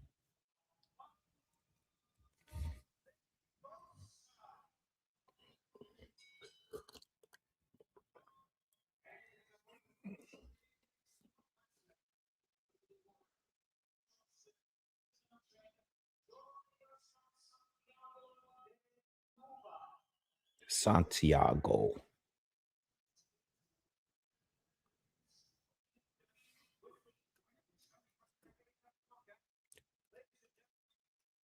I think AB is a better trash talker than Keith Thurman.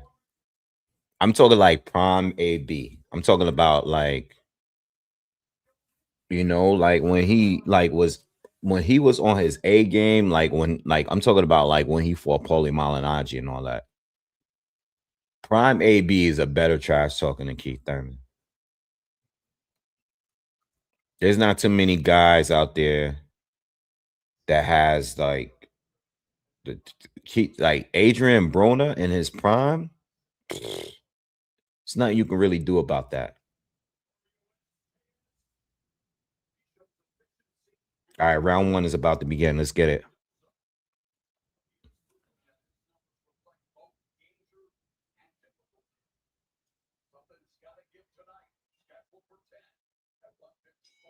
All right, round 1.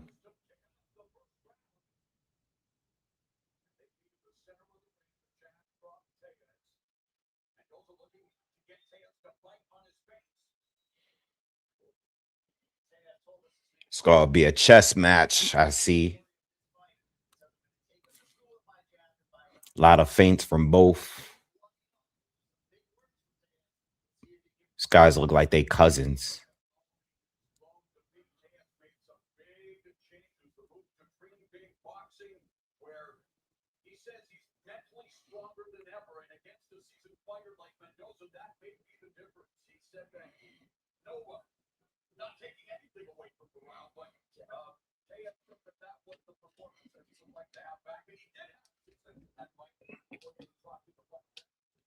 All right. I mean, not much going on so far.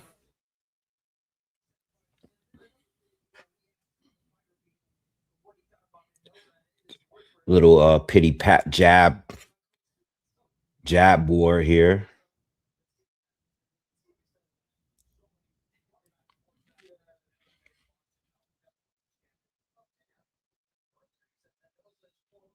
No power shots from neither. Just some jabs halfway through the first. Mendoza has been a little bit more consistent landing the jabs here. His jab's been connecting a little bit more so far in this round.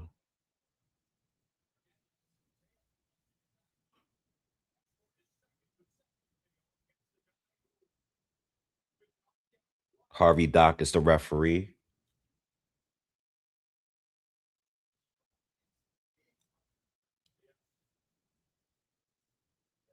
Good jab lands for Tellez. Both of their faces are a little red. Yo, good. Oh, that was a good jab from Tellez. That was a big jab. That popped his head back.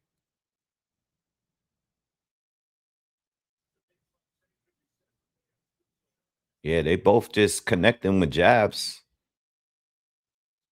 I mean, no one's really winning though. It's 30 seconds to go. No one's thrown a real right hand yet.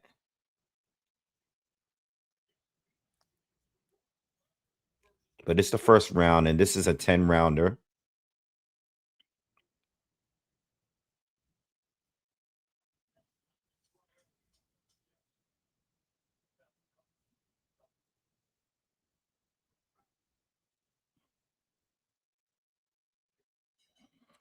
Mendoza for the overhand right at the end of the round, but didn't connect.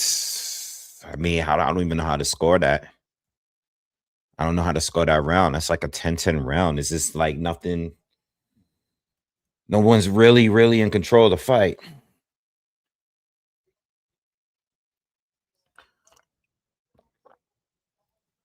James Toney is one of those dudes. No matter how old he gets, he's just gonna talk trash about everything. I think that guy is like he's highly like he rarely shows love. Like anytime he gives an opinion on any active fighter, he'd be like, "Man, I could beat him. I could beat him." Like that's James. He be talking crazy about Usyk though. He thinks Usyk is whack. James Toney is crazy, bro. But he's the real deal, though. I mean, he's the real dude. He's definitely a legend in the game. James Toney is one of those dudes that is going to be competitive forever.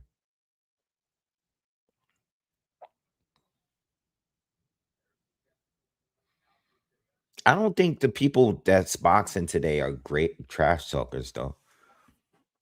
Like, who's a great trash talker right now? Like, who's really good at trash talking right now? That's active right now. Gerald Miller. That's it. Gerald Miller's the best trash talker right now.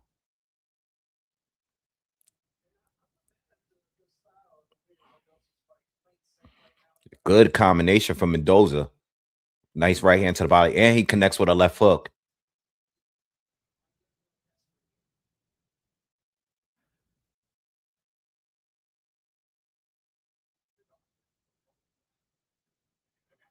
Double jab, triple jab from Mendoza. Still haven't seen a right hand yet from Tellez.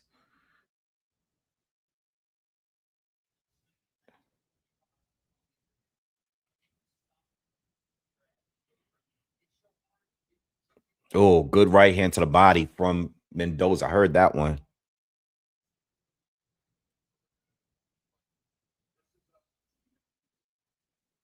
Good uppercut from Tellez.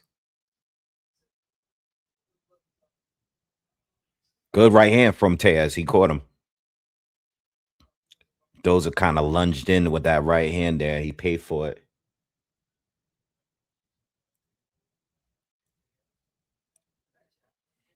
Tellez is starting to put some pressure on Mendoza.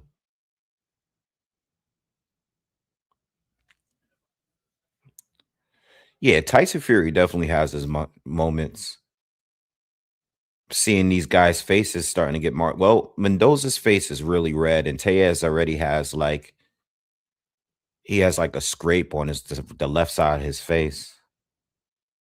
40 seconds to go in the second round. Another close round, but Mendoza has landed more heavier shots in this round. Oh, there go Tellez lands a heavy shot. They both starting to let their hands go a little bit more. Tellez landed another big right hand.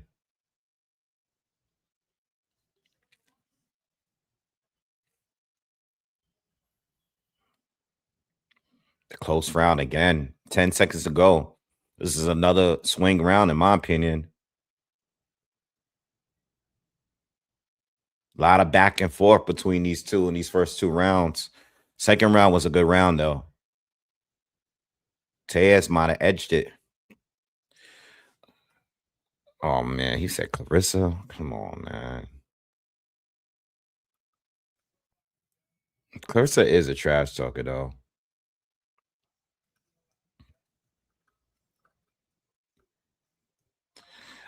I don't think T.O. is a good trash talker. I think T.O. is awkward. He just he's just gonna say something that's like, what? Like that's like my reaction to any, stuff with T.O. say. Abe, A- Adrian Broner was just naturally good at trash talker. Like sometimes Keith, he's a good trash talker when he's making sense, but sometimes he say stuff that's just corny.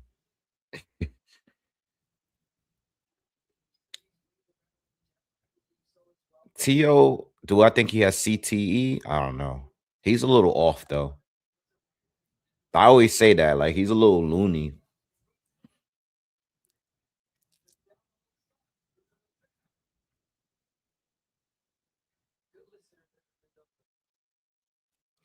Nah, I think right now Gerald Miller is probably the best trash talker. I like Gerald Miller's talking. It's just that he's not nearly as good of a fighter as he is talking. Gerald Miller, like if Gerald Miller was really, oh, that's a head clash. I saw that. Yeah, Mendoza lunged in with his head, man. That was a bad. Oh man, that was a bad headbutt. He lunged in with that one. He lunged in to tie up. Oh, he's bleeding bad. We can't see the cut. He's still on his knee. Oh man. Now this fight is about to be trash. Oh, that was a bad cut. Headbutt. Oh, I still can't see the cut because Tejas is still down on his knee. This pay-per-view is a dud. They're gonna stop this fight. They're gonna stop this fight. Let me see. He's complaining bad. He's like, yo, I can't see. This is done, yo. This is done.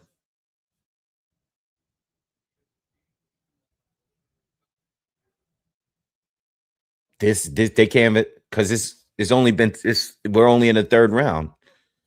So I think what happens now that this turns into a no contest.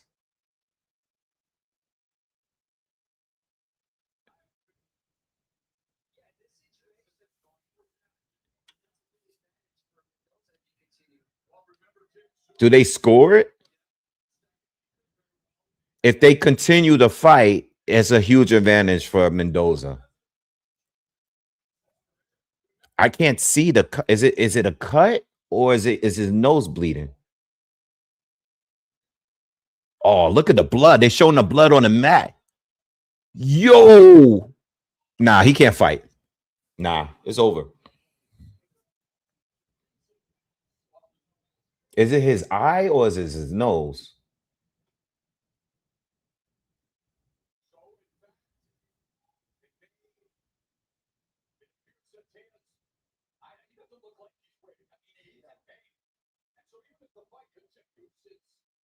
Oh man. Tejas doesn't want to continue, bro. Yo, so all right, look, Pete. They're not, it's not a cut. It looks like his nose. They showing a replay. Hold on. Oh,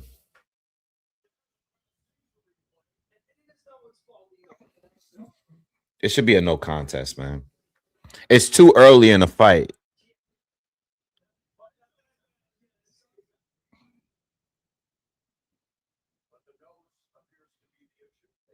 They gotta figure out what they're gonna do with this because hold on. They're gonna tell him now.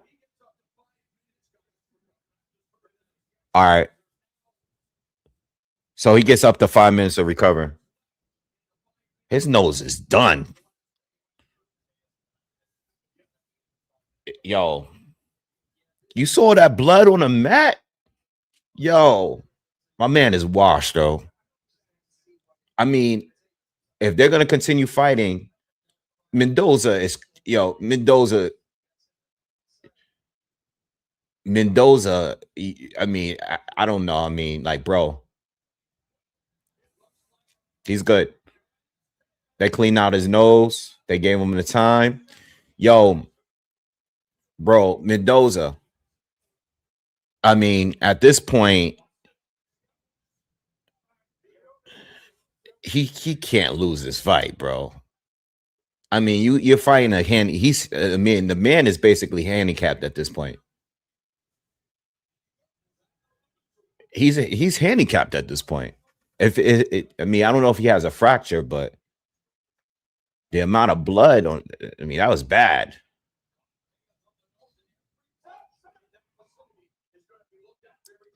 Fight is on, y'all. We're in the third round. There's no cut, just a bloody nose. Tejas lands a clean right hand.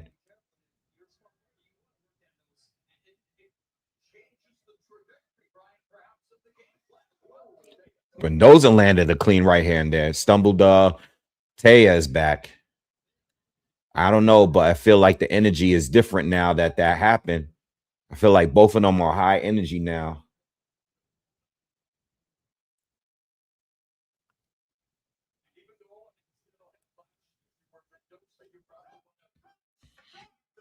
I don't know.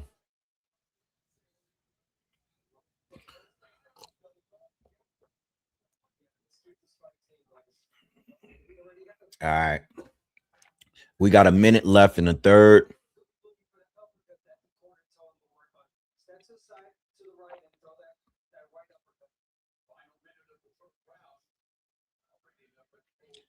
Yo, please, guys, if you are here, everybody that's in the chat, please do me a favor, hit the thumbs up for me real quick. Mendoza's winning this round. 40 seconds to go.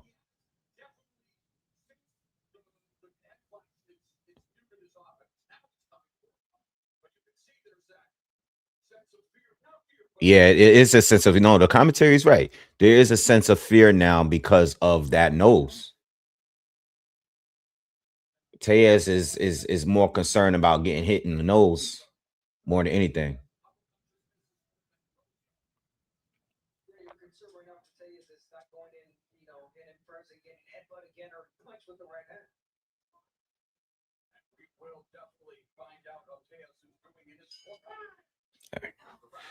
I definitely gave that round to Mendoza.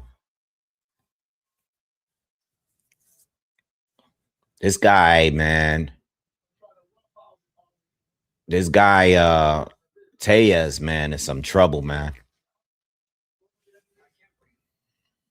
Yeah, let's get these likes up. Let's get to at least 100 likes, man. Do me that favor, everyone that's in the chat. If you're watching, hit the thumbs up for me real quick. Appreciate it.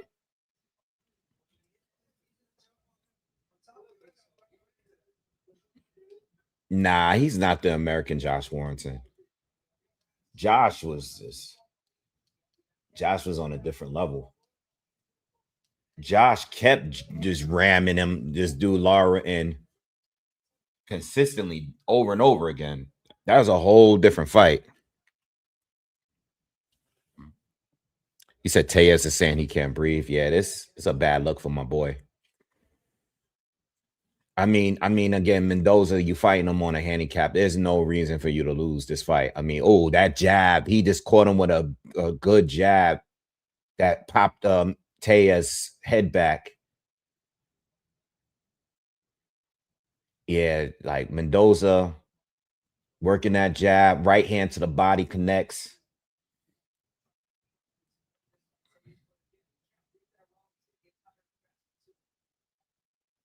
Yeah, nah, this is. I'm glad I made that quick a quick bet. I mean, the fight ain't over. I mean, it's still early in the fight. This is only a 10-round fight. Uppercut from Mendoza, jab from Mendoza. We still got a lot of time on this fight, but I'm glad I was able to squeeze that quick bet in because it looks like Mendoza, things is just going his way ever since that headbutt. The first 2 rounds are close. Ooh.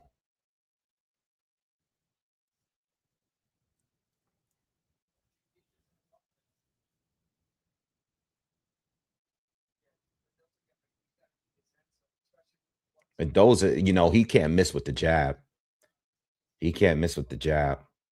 We're about halfway through the fourth round.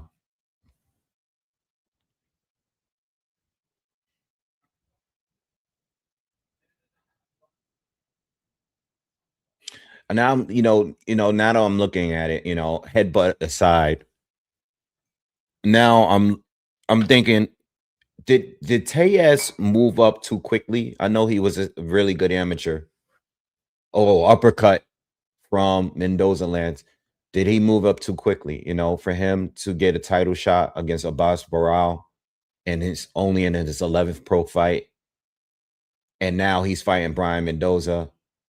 That was a good right hand landed from Tejas.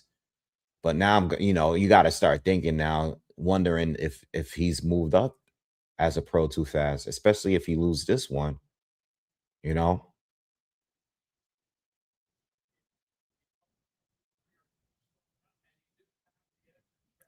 mean, it's still a pretty competitive fight, but I mean, I think still Mendoza still has the slight edge, and this guy's nose is starting to get bad again. Tejas is starting to he's finishing the round strong. Oh, Tejas caught him with a big right hand, and a lot of redness and swelling on Mendoza is starting to form on that left side of his face a little bit.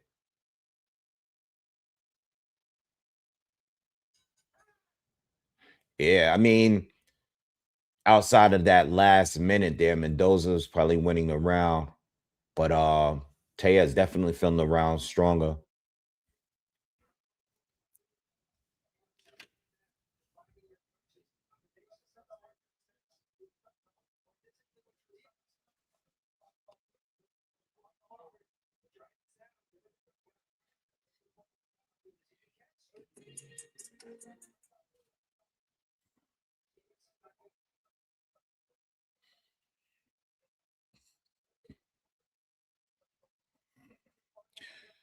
Uh, let's get these likes up, y'all. Let's get to 100.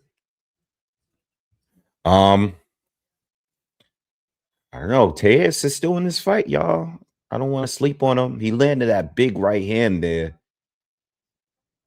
Yeah, I mean, he might. I don't want to sleep on him because he finished that round strong. He might have stole that round.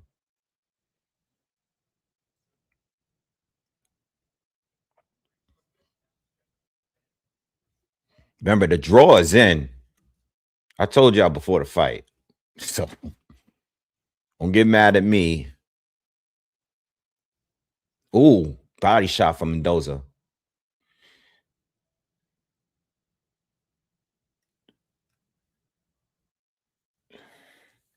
Yeah, I agree, Luther. I agree 100%. PBC needs to get on. Like this is such a meaningless. It's such a meaningless card. Like it's just not. You know, fights are not really good. The main event, we still waiting to see how that's going to turn out because that could just turn out into being a disaster. That main event, it could be it could be a good fight that goes the distance, or it could be an early stoppage. It could be one of those kind of things.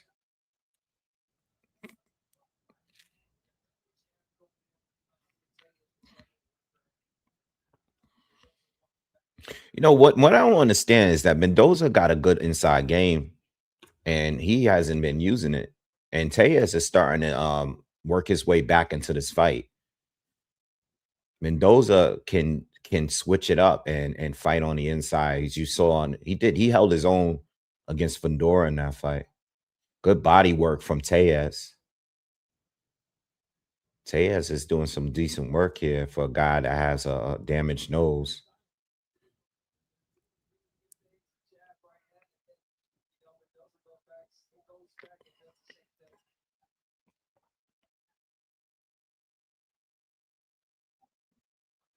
Good right hand. Tejas got this round so far, man.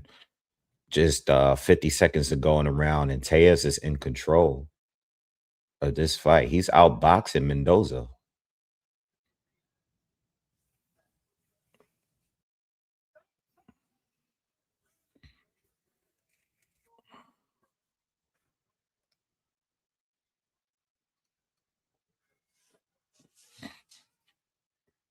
Good jab from Tejas. He's winning. He's winning this round for sure. Tejas is working that jab like beautifully. Good hook. He's winning. He's in control right now. And they stopped the bleeding. We didn't see it's no bleeding from Tejas from that nose this round. He didn't get hit too much that round. What's up, Danny? What's up, everyone that's in the chat? Everyone that's joining up. What's good? What's good? Shout out to everyone that's joining in. Please definitely hit that thumbs up for me.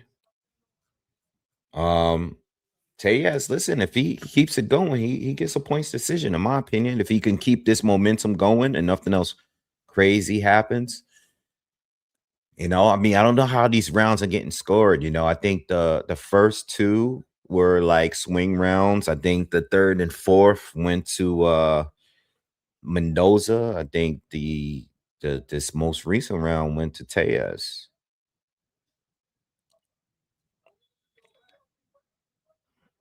Um, I haven't noticed that, Randy. I do definitely have a way that I pick draws, though. Like I have a way, like I'm not gonna completely tell it, but there's definitely, a way that I like to go for them. There's certain fights that not just because I think they're like even matchups or anything like that. I mean, that's part of it, but I do base it on the politics. Let me just say that, but not solely off location. Because at the end of the day, no matter where you are, if there's a hometown guy, you know, or if they're fighting from, in front of, if the guy has a bigger, name, and I do have a way that I picked them.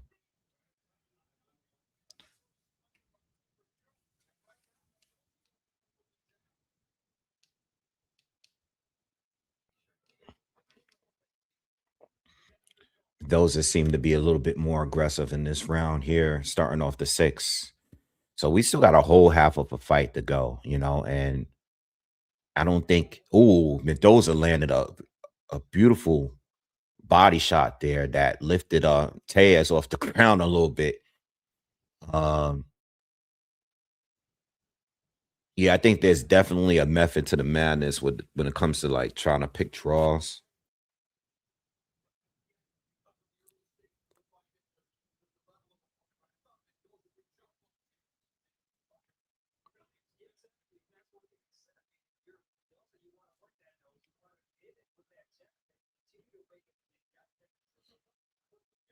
Mendoza got a good thing going with these body shots in this round.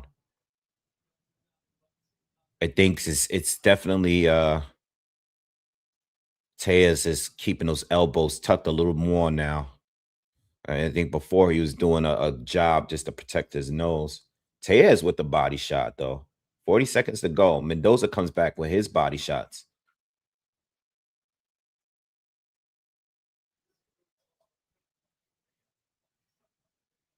Tellez is starting to finish strong again.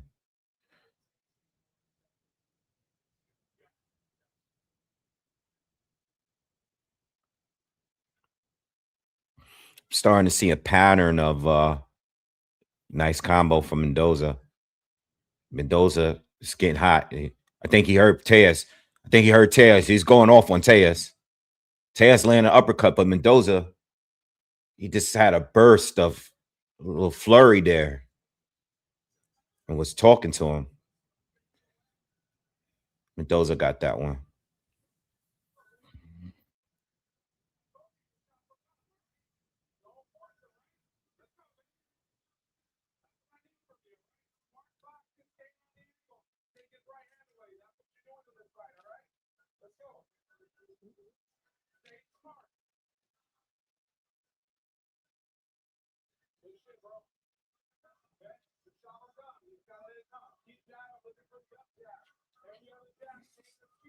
I don't know who wins. I think I want Thurman to win. You know, want Thurman to win, and I believe he could win, but I do think Fundora is the favorite to win for a reason.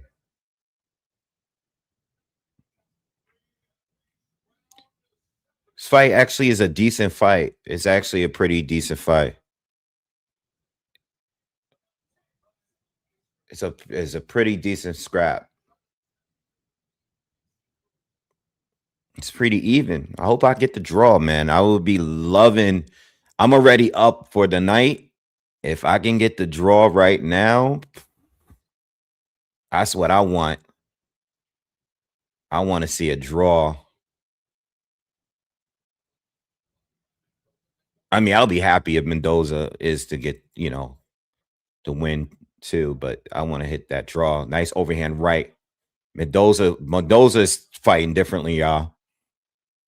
He wants to win. I don't know what they gave him in the corner, but he fighting different now. He's getting hit with some jabs though, but he's landing some power shots. Oh, he landed a monster uppercut just now. Surprised me. Tejas is taking punches like that with the damaged nose. They did a good job over there stopping that bleeding though. Last few rounds we haven't seen any blood from Tejas. Tejas lands an uppercut. This is starting to come to a phone booth fight here. Now they in a pocket with each other. Okay. Tejas is not backing down. Now Tejas is starting to take over. It's been a lot of rounds where it's like this, where it's just been back and forth. 1 minute of the round is due.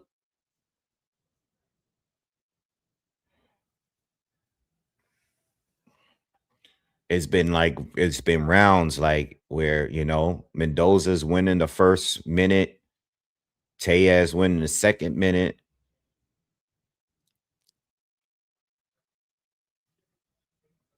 Tejas is pushing. Tejas is pushing, man. He took the round back. Mendoza's still fighting though. Nice body shot from Mendoza. Nice work from both. I mean, both are going to the body. This is a back and forth, y'all. They both just beating each other up. I'm surprised that Mendoza haven't really been able to really hurt Tejas with the fact that he hurt his, he had that head clash earlier.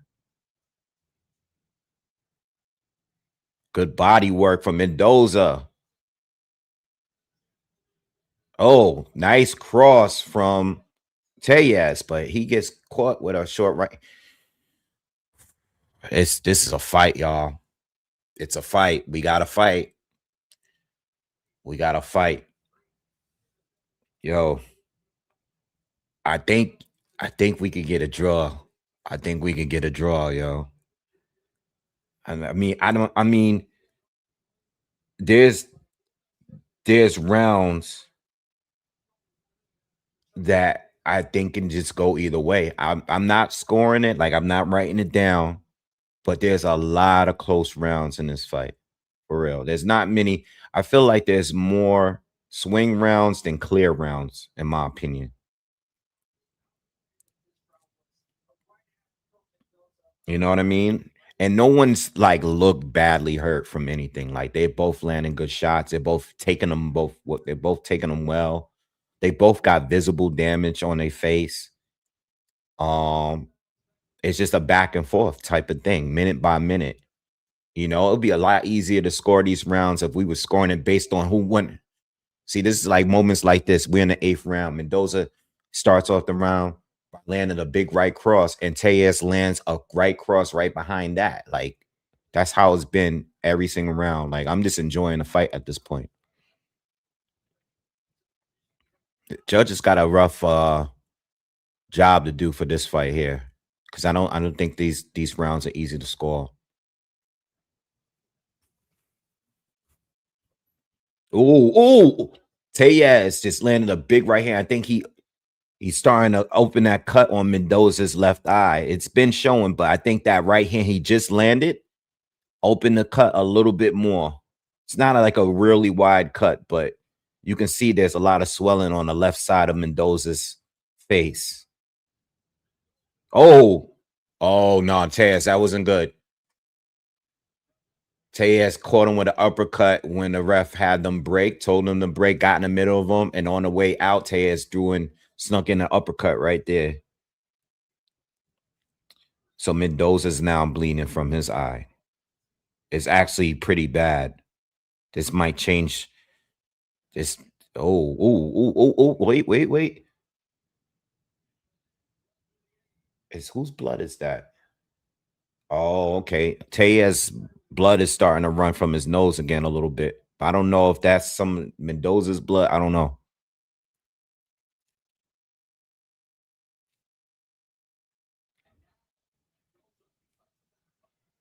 Yeah, Mendoza's cut is bothering him a little bit. I see him squinting. Yeah, they're gonna have to fix that cut in the corner because Tejas he's working on that cut.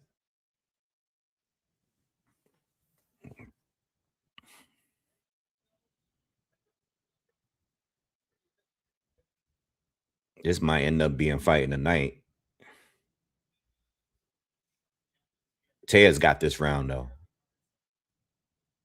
Mendoza slowed down this round. He's trying to protect that eye.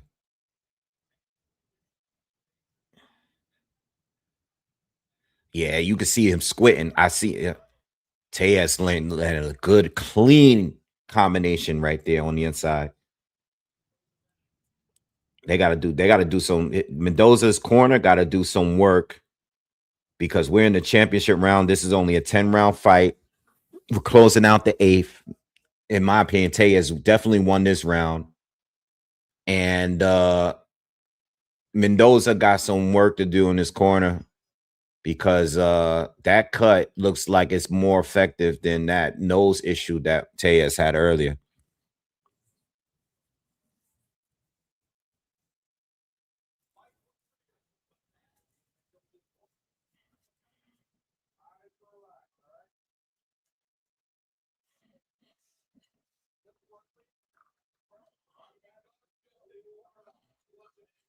Hit that thumbs up, y'all. Smash that thumbs up for me real quick.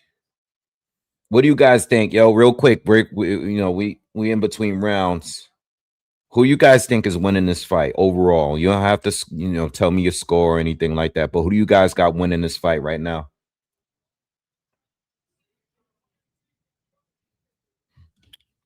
Who do you guys think is winning this fight right now? The cut is right above his eye, by the way. I thought it was in the corner, but it's like right above his left eye. So is that a bad spot? They cleaned it up, but I don't know. I feel like this guy, as soon as he starts getting hit again, which he took a right hand right in the beginning of the round. You guys got Tejas? Okay. That's fair. I think Tejas might be slightly edging this one. I think Mendoza is going to have to.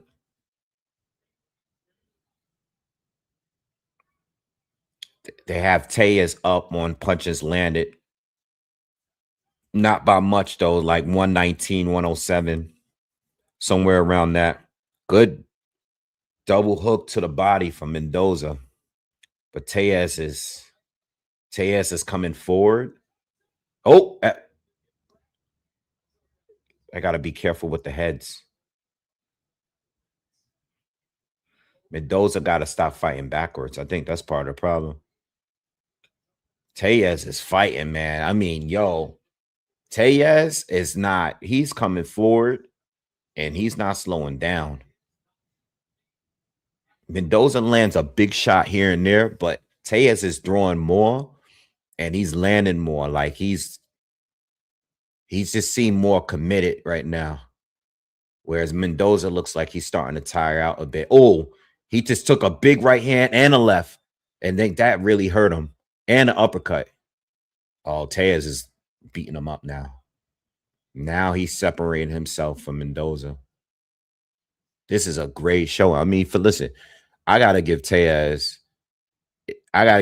credit because he's basically been fighting like this with a damaged nose. Took a heavy headbutt early in the fight. And for him to be in control, Mendoza caught him with a right and a left and rocked him. 50 seconds to go. Oh, this shit got good, man. This fight This second half of this fight got really, really good.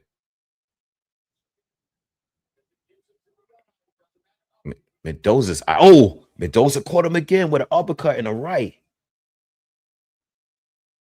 Just when I counted this dude out, he just Mendoza took over this past minute and change. Dude, this is a good fight. Look, this is a great. It started as a great fight.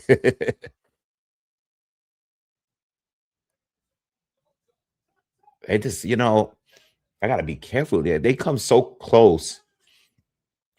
They've been coming so close to having more head clashes. I don't know why this is not 12 rounds. It's a lot of fights that went down today that I feel like they were 10 rounders that should have been 12 rounders. I don't know. I don't know what it is. I don't know what's going on, but this should have been a 12 rounder. I mean, I don't know.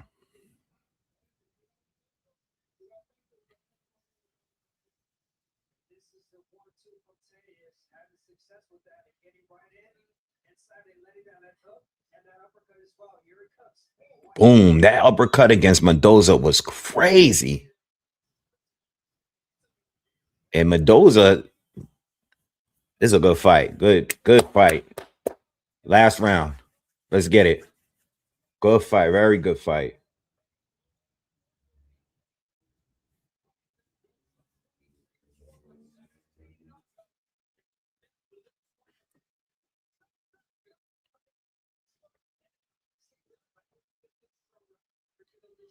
I mean, whatever they got left, they got to let it go. I feel like both fighters need to win this round and decisively. You know what I mean? Like, whatever you got left, we don't know how these judges is. I mean, especially like rounds like the last round, where it's like Tellez was winning clearly and then Mendoza finished stronger.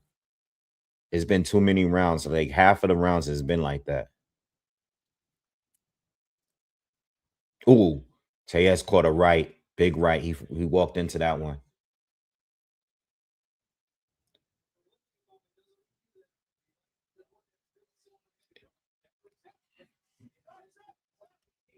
Yeah, they just like whatever they got left, they gotta let it go. Oh, Mendoza caught him again with a right and a left to the body. Tellez got to do something because Mendoza's starting off stronger this round so far.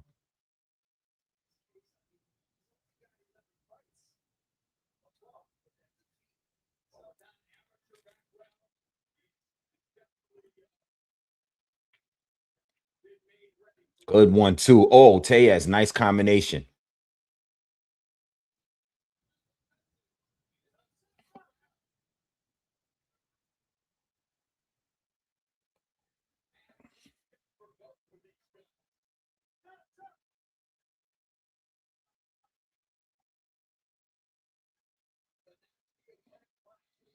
Yeah, I would assume that this fight would have been some kind of eliminator or something, because of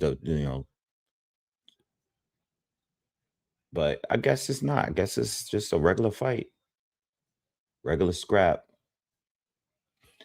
I mean, whoever wins this is definitely going to move them up on the rankings, though.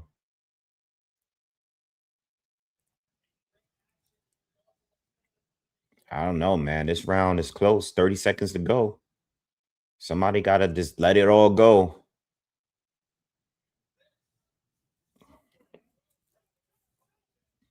20 seconds left. Oh, good 1-2 from Tellez.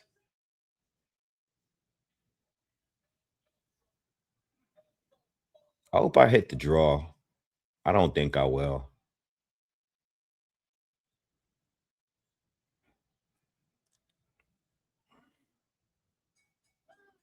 Fight is done.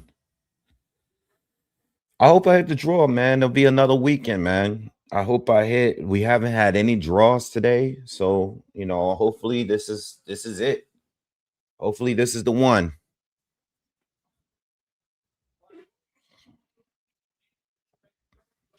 Word. Let's get these likes, bro, man.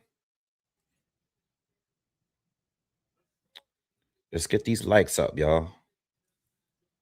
Everybody in the chat, all 200 of you guys, do me the quick favor. Y'all here, you might as well just hit the thumbs up real quick.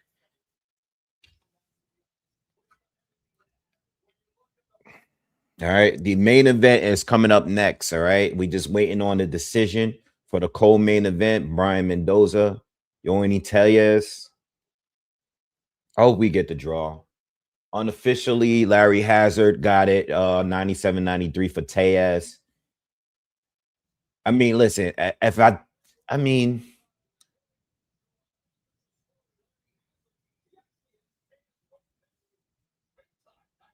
I think it's closer than that.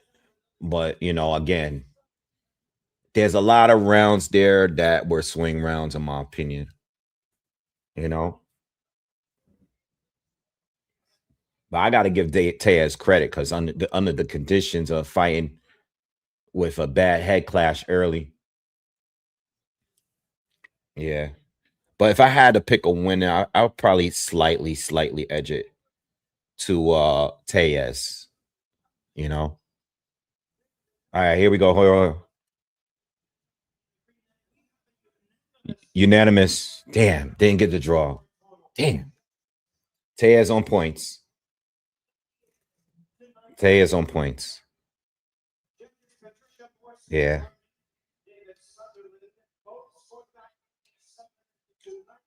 '98, '92, '97, '93. Tellez got it.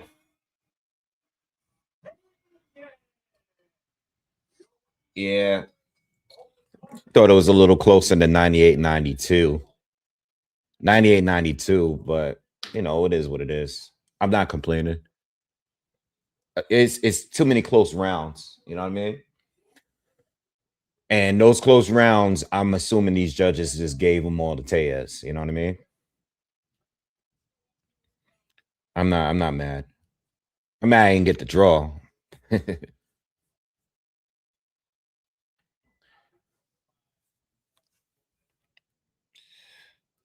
Yeah.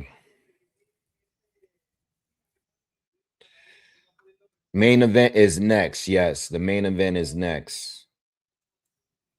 Feel like, I mean, listen, I wish every main event started at this time. It's only 10:30 right now.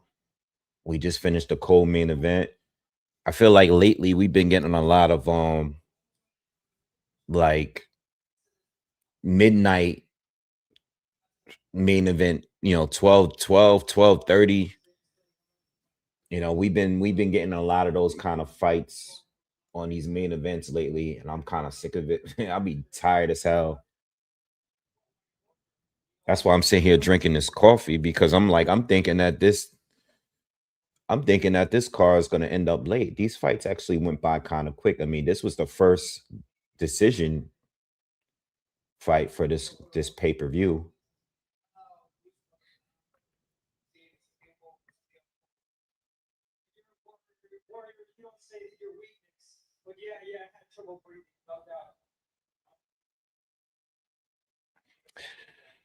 Yes, please smash like, but man, this fight got me nervous, man. I'm worried about I'm not gonna lie, I'm worried about my boy Keith, man. I am worried about Keith Thurman. I am extremely I'm definitely worried about Keith Thurman going into this fight.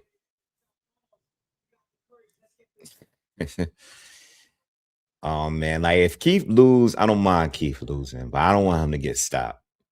I'm gonna be tight if Keith gets stopped. For real. I hope Keith win this fight so bad.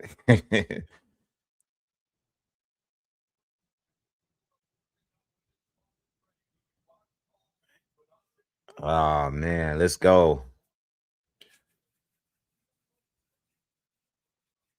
All right. All right. All right. Let's they getting warmed up in the dressing room.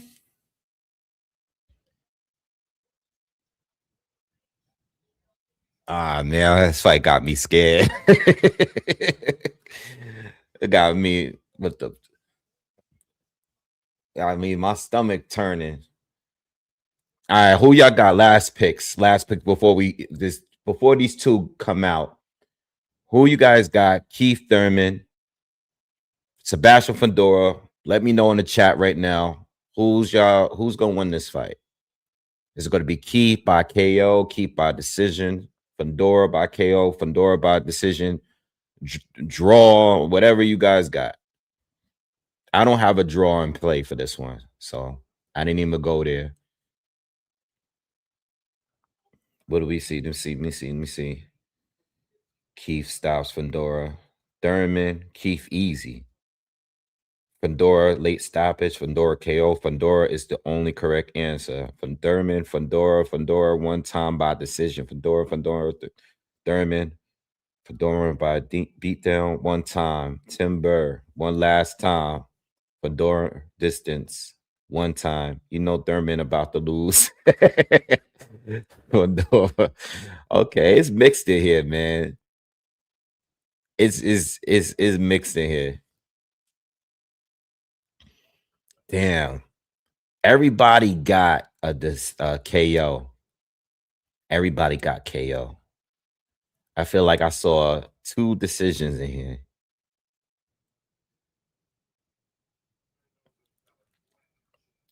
Everybody got like it's mixed. It's definitely mixed, but it's probably a little bit more. I see a little bit more Fundora in here.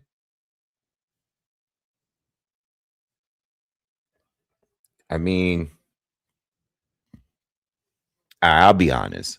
I made one teeny weeny bet for this fight. And my bet was that is gonna go to the decision. That's it. That's the only thing I bet on. No other plays, no other. I didn't hedge it. I didn't do nothing else. That's the only one I put a little bit money on. That's it for this fight. That's all I did. So that's all we got.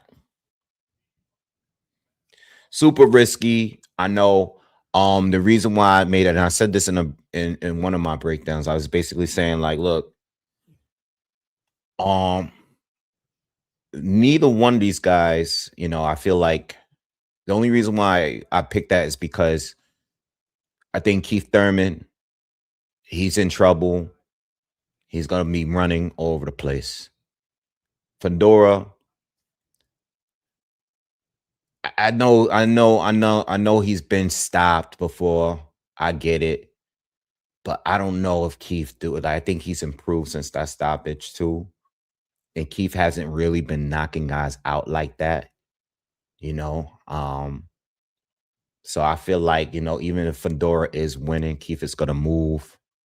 I also feel that like Thurman, his power it's been a little bit like it's there, but it's not like what it was when he was fighting the lower level guys down at 147. You know what I'm saying?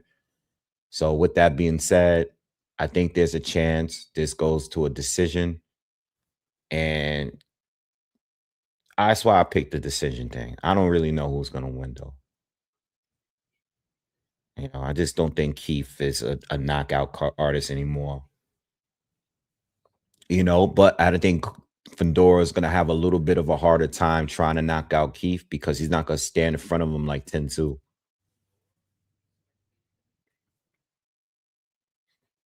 Keith don't have one punch knockout power at 147 either. If we're being honest, he just don't. You know what I'm saying? What's up, Monroe? Yeah, yeah. We were talking about Boots and Xander earlier. Most likely, I'm gonna go to that one though. I don't think I'm gonna go live for that one. I think I'm going to show up if it's in New York or if it's in Philly. Yeah. All right. So we chilling right now. We're just waiting for the fight to start. I'm gonna do a quick toast with you guys. Let me grab something. Give me a minute.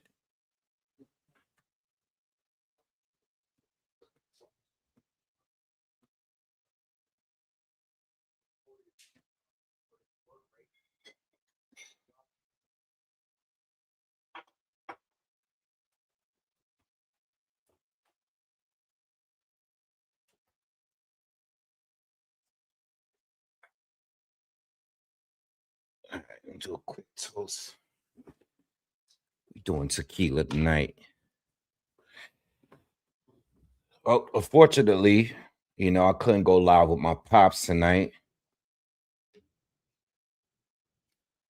But he said he told everybody, say what's up. He'll be back soon. Hopefully he'll be here next week when I do Wilder and Chisora.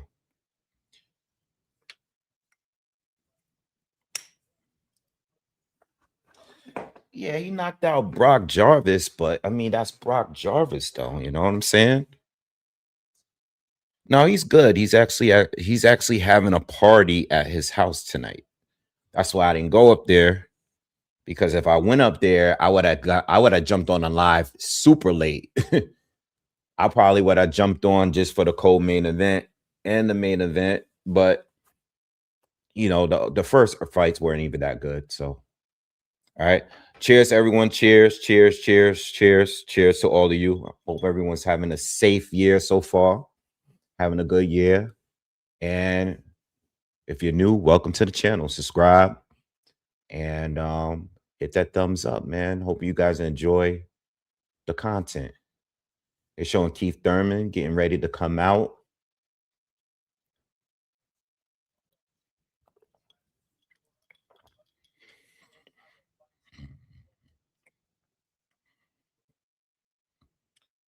Sebastian Fedora is getting ready to leave his dressing room.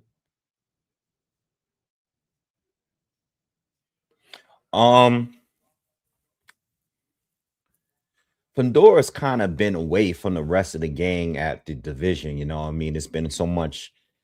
It's crazy because sometimes I tend to forget that Fundora is a champion at the division, because you got like, who we always talking about? We talking about Josh Kelly, Sanders Ayes. We talking about, Boots and Virgil. It's like Fundora's like on the side where like since he's with it's probably because he's with the PBC and they're doing their own thing and they're still continuing to keep things in house while he's over there. But from my understanding, excuse me, Virgil Ortiz is the interim champion, I think, for the WBC, which is what Fundora got.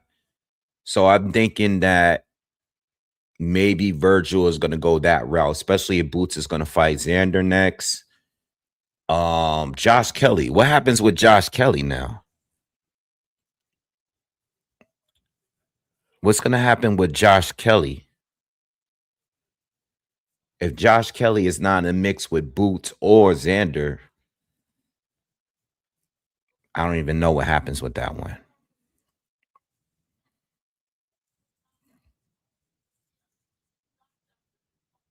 Yeah, Papa Wave will be back soon. Yeah, I don't know, but I don't know. I don't know where Josh Kelly go. In fact, I mean, listen, if Boots is gonna fight Xander next, Josh should try to see if he can get a unification with Fundora. Because Virgil is on the bench right now, right? Because he's dealing with his whole situation with Golden Boy. You know what I mean? You know what I mean?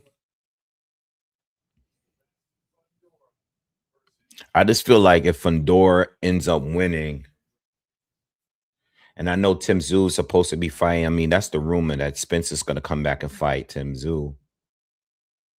But I feel like I feel like another one of the PBC guys is going to get a shot at Fundora. Like, I feel like Fundora is going to end up fighting like a Spence or a Jamel Charlo. I don't know. That's if Fundora wins tonight. I mean, like Keith Thurman wins, or if whoever wins this shit. I feel like they're going to continue to keep it in house.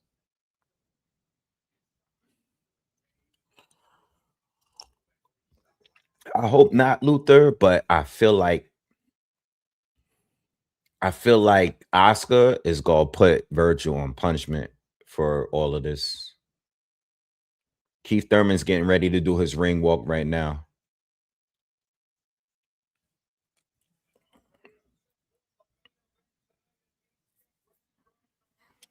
I think Josh is going to be a problem for anybody, but I also feel like Josh fades in the later half of his fights.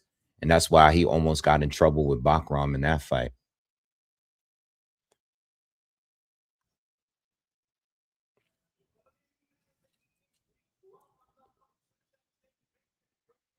One time, Keith Thurman, he's rocking a white, red, white, and blue robe, but it's mostly white. Big one time on the back of the robe.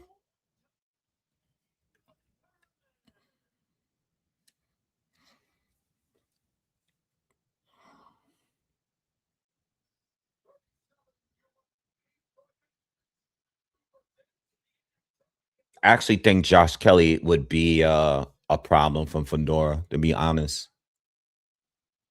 I think he like everything I said that Keith needs to do in order to win this fight. I think Josh Kelly would do better because of like he moves really, really good. You know what I'm saying? Like that would be a difficult fight for Fundora.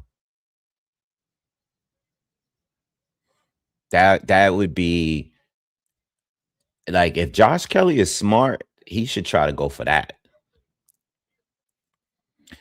I don't know if I'm covering the Tim Tszyu fight because it depends on what time the fight is going on. You know, next week you got Wilder and Chisora. So I'm definitely covering that. But I don't know when Tim Tszyu's fight is on. I don't know what time that fight is going to be. You know what I'm saying? But I will do a breakdown probably within the next day or two.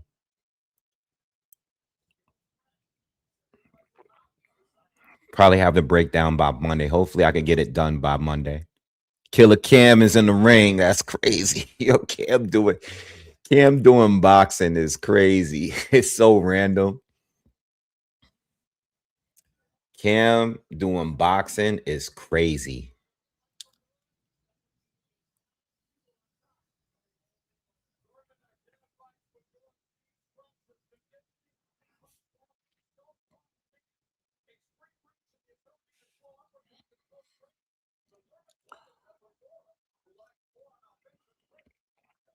All right, Keith Thurman's in the ring now.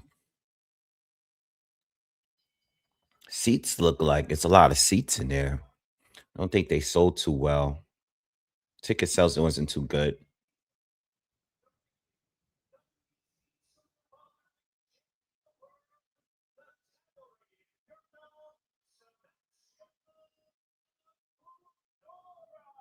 Fundora's doing his ring walk now with his sister. Yo, his sister is crazy. His sister, she's a fighter, yo. Sister fights just like him. Be smiling from bleeding and all that. Now, Cam suit is on point tonight because when him and Mace be on the show, sometimes them suits be too big. Cam suit tonight is on point. Yeah, nah, she definitely like she's definitely one of the top 5 best female fighters to watch. Maybe even top 3. I'm gonna go with top 3.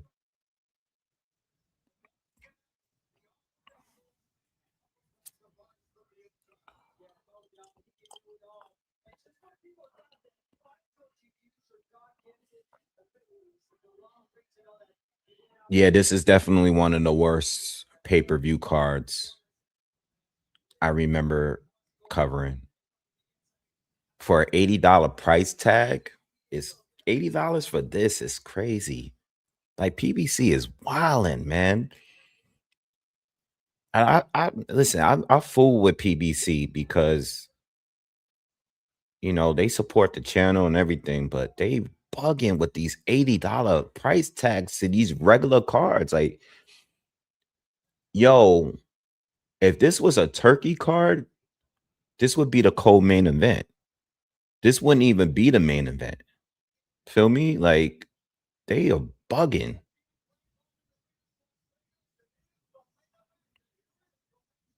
But we'll see, you know what I mean? And it's no disrespect to Keith and and Sebastian, but Keith is not big like he was.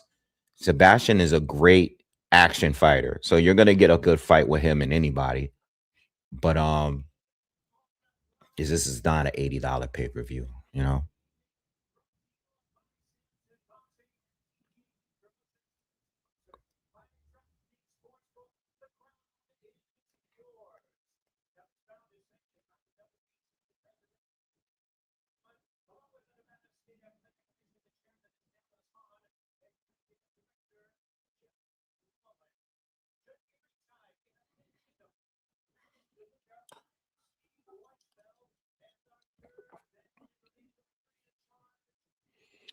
Maker, what New York outdoor card? Which card? Who's on that card? What fight? What card you talking about?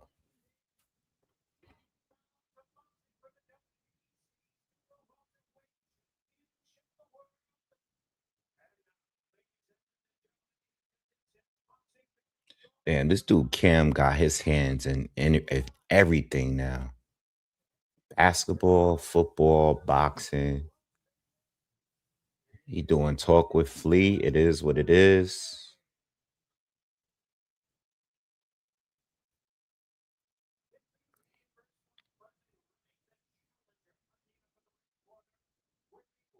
Shit.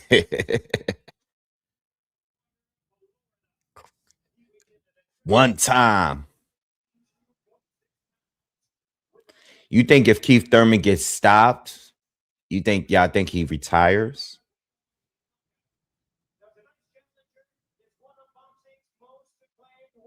I don't know, man. I think Keith's gonna find a way to do it. Keith, come on, man. Keith, man. Keith, man. Find a way. Find a way, bro.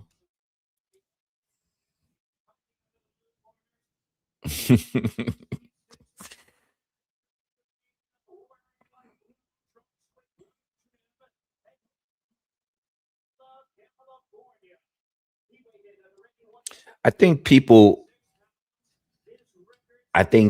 just feel like they want Keith to win because Sebastian is so tall and they feel like he has such an advantage over the fighters. Like I think like every time I see like, like if I have to do a breakdown on a dude, I think like everybody in the comments want him to lose.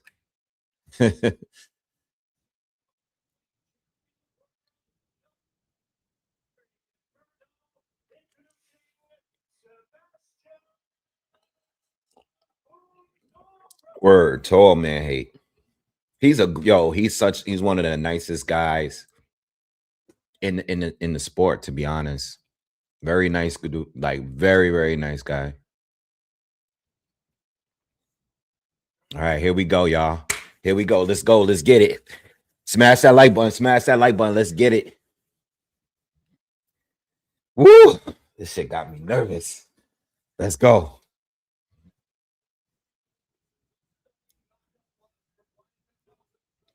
Let's get it. Let's get it. Round one. Oh man, here we go. Oh man, here we go. Here we go. Oh, Fundora already caught him with a huge left. Oh man, Keith already caught a good shot. Yo, first punch thrown by Fundora. Jesus, Fundora's coming at him. Oh man,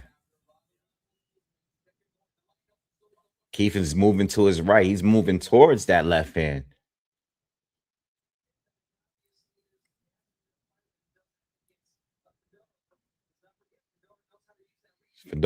Keith is moving though. Fundora's pumping that jab.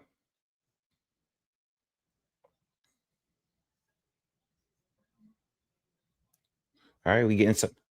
Thurman comes in with a combo, but has no effect. Keith moving to his left now.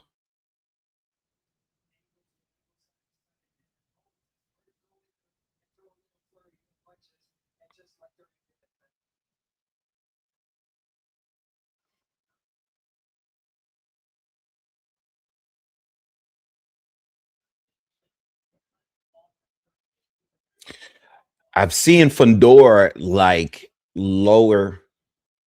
Thurman just blitzed straight in. Like, that's crazy. Don't do that. What the hell was that? Don't do that. Luckily, this guy didn't catch him with the left. Thurman, you got to come in at an angle, bro. Thurman is doing a lot of movement so far. Sebastian is just following, but Sebastian is lowering his level a little bit more here. I don't normally see him do that. He's a little bit more crouched in this fight than normal. Thurman came in with the looping left hook. Caught him. Not hard, but, he caught him. Sebastian touched him to the body. 40 seconds to go. Not much action in this first round. Sebastian lands a jab, closing in on Thurman, who's still moving.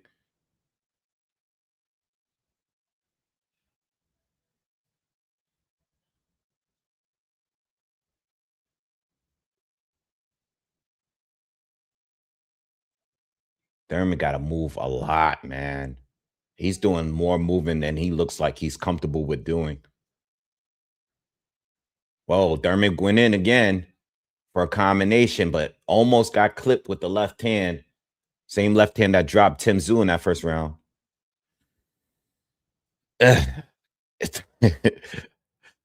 Thurman looks so short. Like, yes, Thurman has to jump in to connect, and it just doesn't look comfortable for him. He did land one shot, but so Fundora got the round.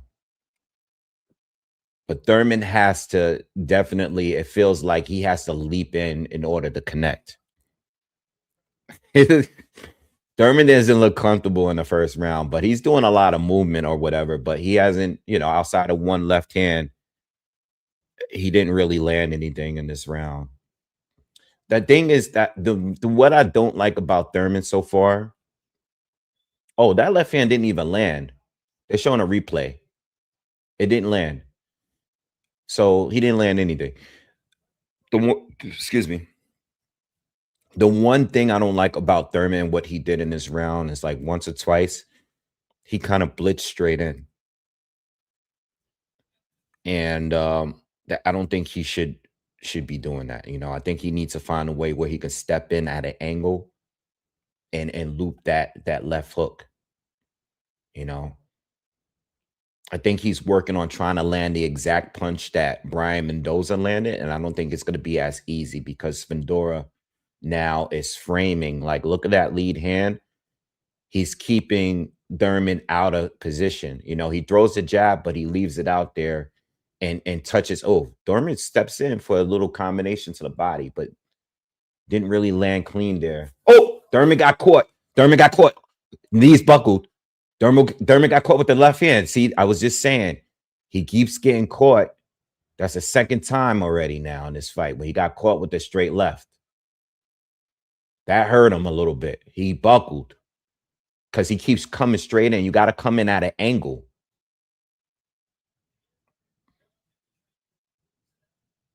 Fundora is jabbing, and Thurman hasn't figured out a way to get past that.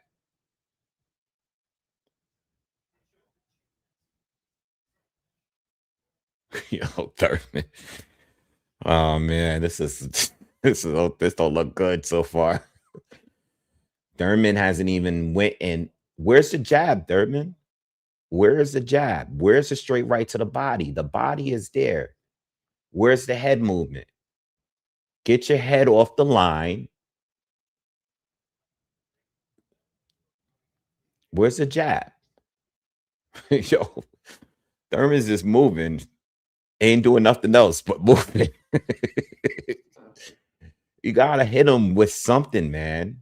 Change levels. Change directions. Stop just moving to your right.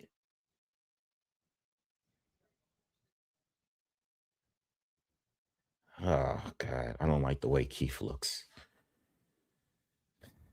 This don't look good.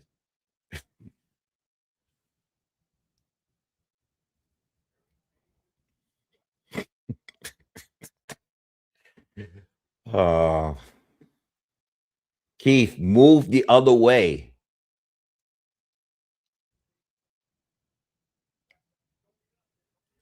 Thurman, like change levels, like faint a little bit, like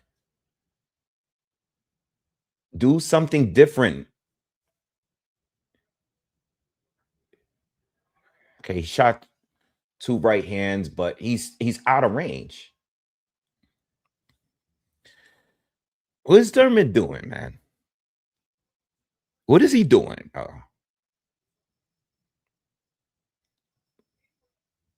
What is the corner telling? I want them to tell him something. What are they telling him? They're not. Why are they not talking to him?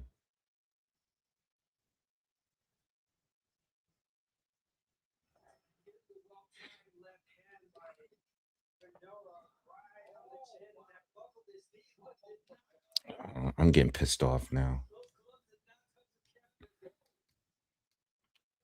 Yeah, can we get please, yo? Can y'all hit that thumbs up, please? I'm trying to do the best I can, man. I'm actually hurting right now because Keith Thurman is just not doing anything that I feel like he's capable of doing.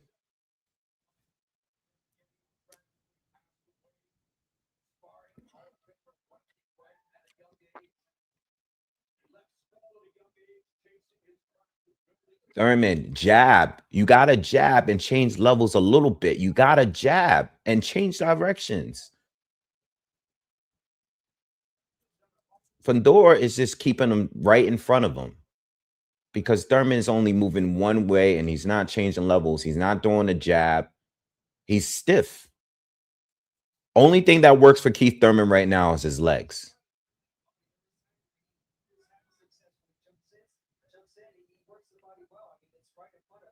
Like he looks old right now.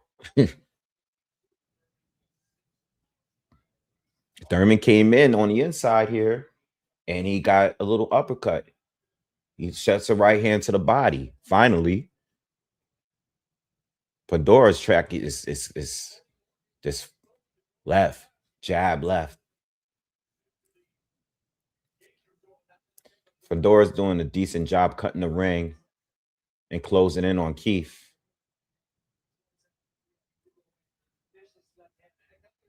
Keith thinks right to the body, left up top, not clean. That right hand to the body, that was one of the best shots he's thrown so far. But Fundora's keeping that lead hand in his face. Keith landed the left. Okay, Keith is starting to get some shots in there. I'm curious to know who Keith sparred with to prepare him for this fight.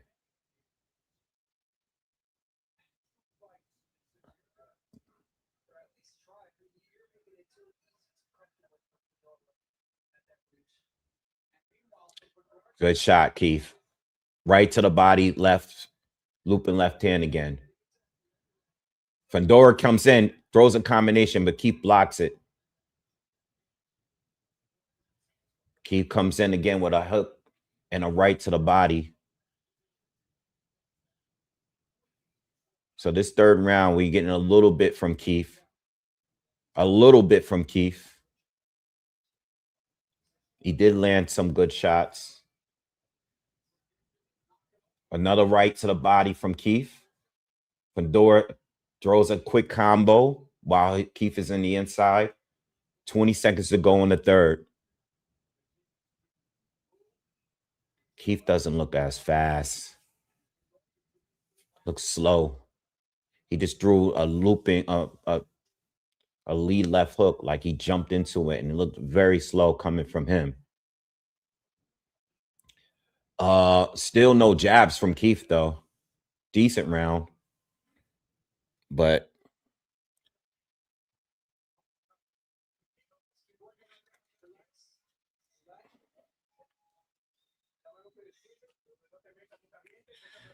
I think Keith needs to do a little bit more to the body, you know. I think some jabs and some straight rights instead of just constantly moving. The problem is with Keith is he's so used to leading with power, and he can't do that for this fight. He has a decent jab. I've seen him throwing it in other fights, but he's not using it in this fight.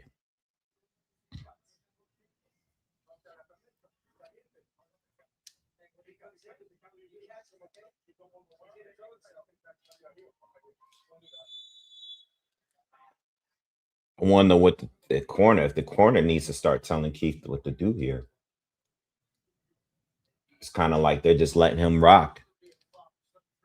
All right, we in round 4. I mean, I don't believe Keith won a round. I mean, the third round, he opened up a little bit more. Nice jab right there from Keith up top.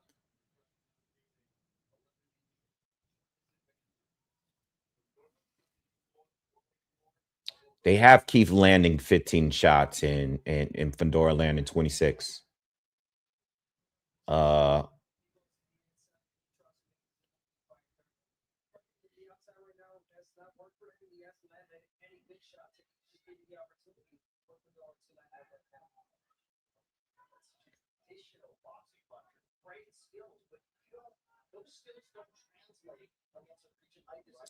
Fundora almost caught him clean with the left hand there. Fundora, nice step back, left to the body. Fundora's moving a little better. Nice left, looping left shot from Fundora. Keith got to be extremely careful, man. I feel like one clean left hand can knock down Keith if he's not careful.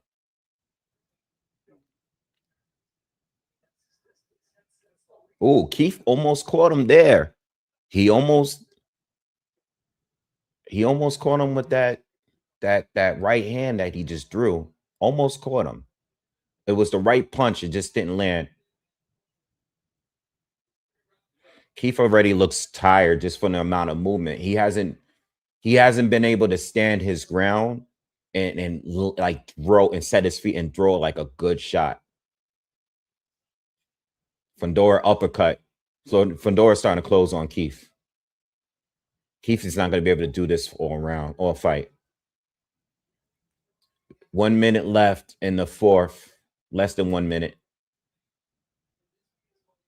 Fundora is closing in on Keith, y'all. I can tell Keith is his body language. He's moving less now, and Fundora is starting to get on him in range. Keith is getting close. They're closing in on him, man. 30 seconds to go in this 4th round.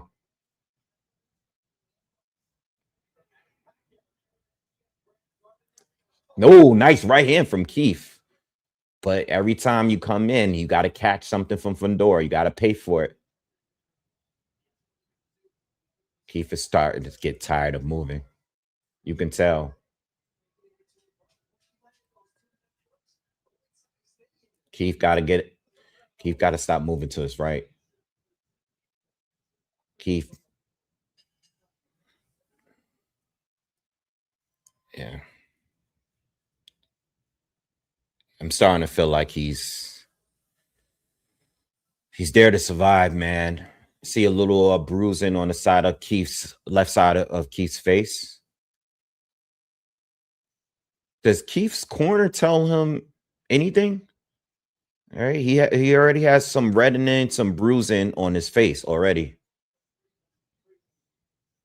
Did they give him instruction in between rounds? Okay, his coach is telling him now. He said he need to close in the gap on him. I mean, yeah, but you know what? The few times that Keith has been able to step in and throw something, Fundora always makes sure he catches something when he exits out. You know what I'm saying? So even when Keith is being a little offensive, he catches something on his way out from Fundora. You know what I mean? He hasn't been able to slip anything. I don't see any good head movement. Oh, Keith Thurman just actually caught him. Keith stepped in and landed a quick little combo. But he touches him, he's not landing anything with any real intention to it. No bad intentions. It's just like he's just like a quick pop, pop, pop. Keith, move to your left. He's getting cut off bad. There he goes. He moves to the left a little bit, but then he's going to move right back to his right. You got to bounce left to right, and then boom, and lead with that right hand.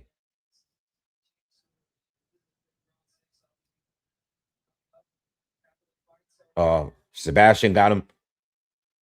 Sebastian's closing in on him again. He's cutting him off good. Keith tried to throw overhand right, but he's just out of range. He got to step in. Oh, Keith is hurt. Keith took a left. Keith is hurt. Keith is hurt. He's fighting, but Sebastian is starting to close in on him now. He's doing kind. Keith is in trouble. Keith is in trouble. 1 minute. We got a lot of time left in this fifth round. A lot of time in the fifth round. Midway through the fifth, and Keith is fighting his way out of it. He's ducking, he's moving, but he's getting caught too. Sebastian got hurt. Uh-oh. Keith is in trouble. Keith is taking a lot of punishment here. Keith looks really old. Oh, Keith caught him. Keith caught him with a left. Keith caught him. Keith, run. He's about to get stopped. Keith, run. Keith, run. Oh man, Keith's legs looks bad now. Now his legs look like he's. Oh man. Keith. Now he's stationary. This is what I said in a breakdown. You don't want to see Keith Thurman not moving and his hands up. That means it's over. It's close to being over. Keith is done. He can't even keep his hands up. He's tired. I'll give him one more round. Keith looks old and tired, man. Oh, man. Damn, Keith.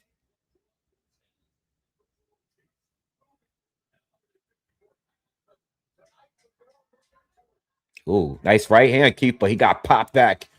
Fundora's trying to put him away. Oh, Keith is hurt. Keith survived again. Barely. Oh, Keith is done. He looks exhausted. He's walking back to the corner. Run, Keith, run. Oh, man.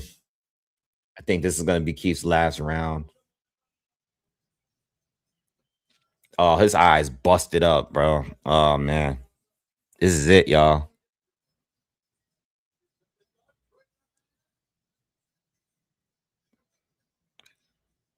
Yo, his corner doesn't even talk to him. This is annoying me. This is the last round. This is the last round.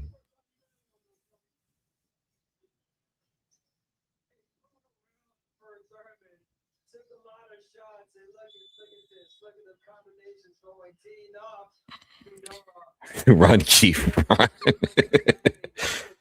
He can't move no more now. I think this is the last round, y'all. He's going to go down. He can't move no more. The doctor's checking on him. Doctor. He said he good, but the doctor is about to stop this shit. Doctor checked on him. This is it, y'all. This is the end of Keith Thurman, unfortunately. Keith is moving less now. He got his hands up. Ref is getting ready. Oh, he caught him with a left, but on his way out again, Sebastian caught him with a left. Yeah, it's gonna get stopped, y'all. Oh, Keith caught him with a right. Yeah, Sebastian's all over him. Ref's getting ready to jump in. Run, Keith. He's back on the run. Oh, Keith is bleeding now. Oh man. Oh, his face is a mess, y'all. It's over. It's only a matter of time. Only 6 rounds in, y'all. Only 6 rounds. 1 minute into the sixth round, and Keith is ready to go. Oh man, this is it. This is it. Ref is telling him. Damn.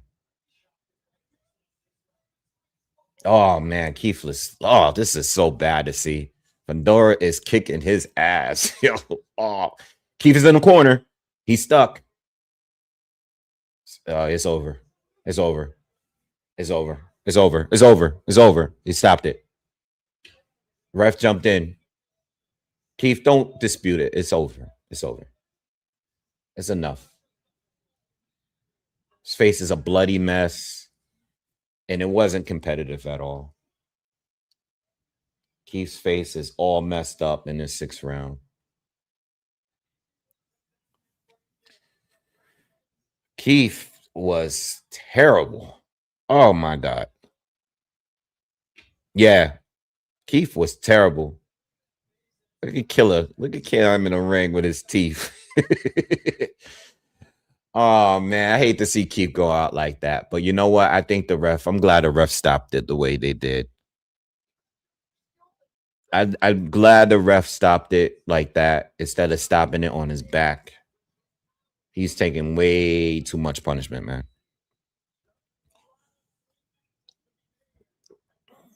That fight was terrible. This whole card was well, not the whole card.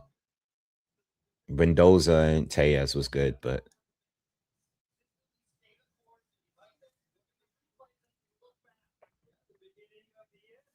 wow. Man, I was hoping for my guy. I was hoping for my guy to find a way to pull it off, but it is what it is, It is what it is, man.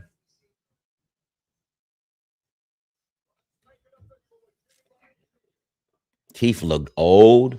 I can't say Keith did anything right. Um, Tim Zoo looked better. Everybody looked Lubin. Everybody did better than Keith in this fight.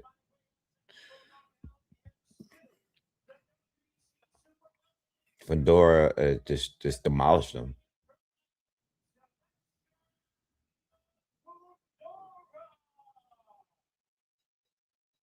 Keith Thurman's about to start a podcast.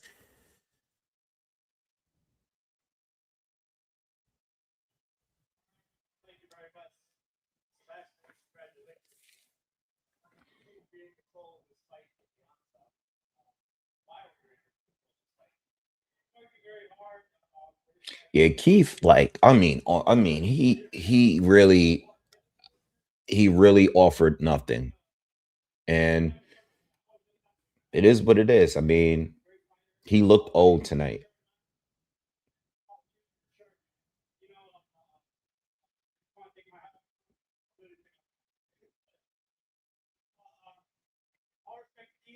Keith is walking out the ring, y'all. He's not giving us a post-fight interview. Not in the ring, at least. I think we should I hope, I don't know who he's gonna call out, but I really hope that let's get the unification with Josh Kelly. Run, Keith, run. I should probably clip that up. Run, Keith, run, run.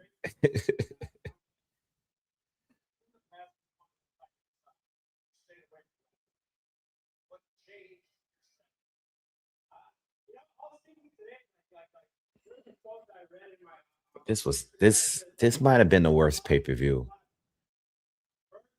I think this might have been the worst pay-per-view that I've had to cover. Right? I can't think of a worse pay-per-view that I had to cover.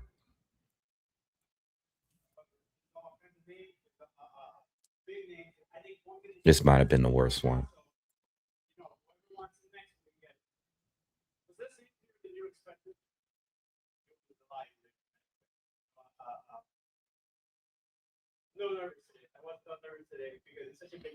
Yeah, that's a good point. Yeah, he definitely understands his reach for sure.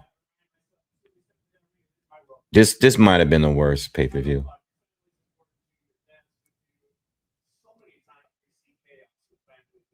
He should fight Josh Kelly. I just don't understand why. I know he's with PBC and all that, but that needs to be the fight. Oh shit! What's up, Rocket?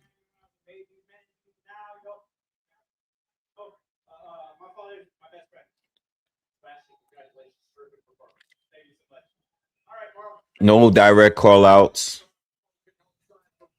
Keith is gone. Yeah. All right. I mean, it's guys. I want to just it's a lot earlier than what I expected it to be by the time this card was over. But guys, I want to thank you for checking in. You know, if you guys are out, please get home safe. I think the only thing I could say from here is, yeah, I would like to see Keith Thurman retire. You know what I mean? Because if he comes back, he's gonna want to fight or Jamel Charlo or somebody. From watching that performance, I get that Sebastian Fundora was good. I don't want to take anything away from Sebastian Fundora, right? I'm not. But Keith Thurman looked old from the opening round. You know what I mean?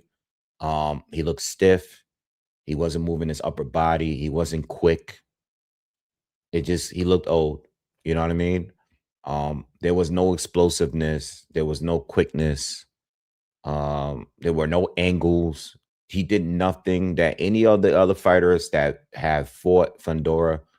I think Keith has looked the worst compared to everybody.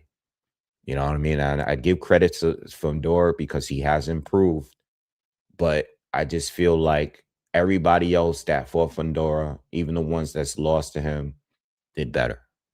So no, I would like to see Keith retire only because even if he fights someone that he has more of a chance in beating, the inactivity finally caught up to him. As far as Fundora, I think the only fight to make really right now is the Josh Kelly fight. All right.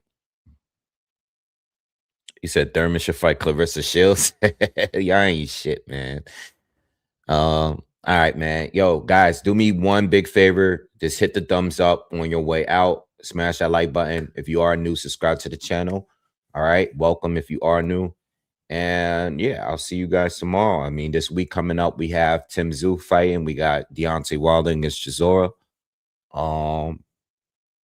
So we'll be on for that. All right. That breakdown is already up. So please check out that breakdown, Wilder and Chisora.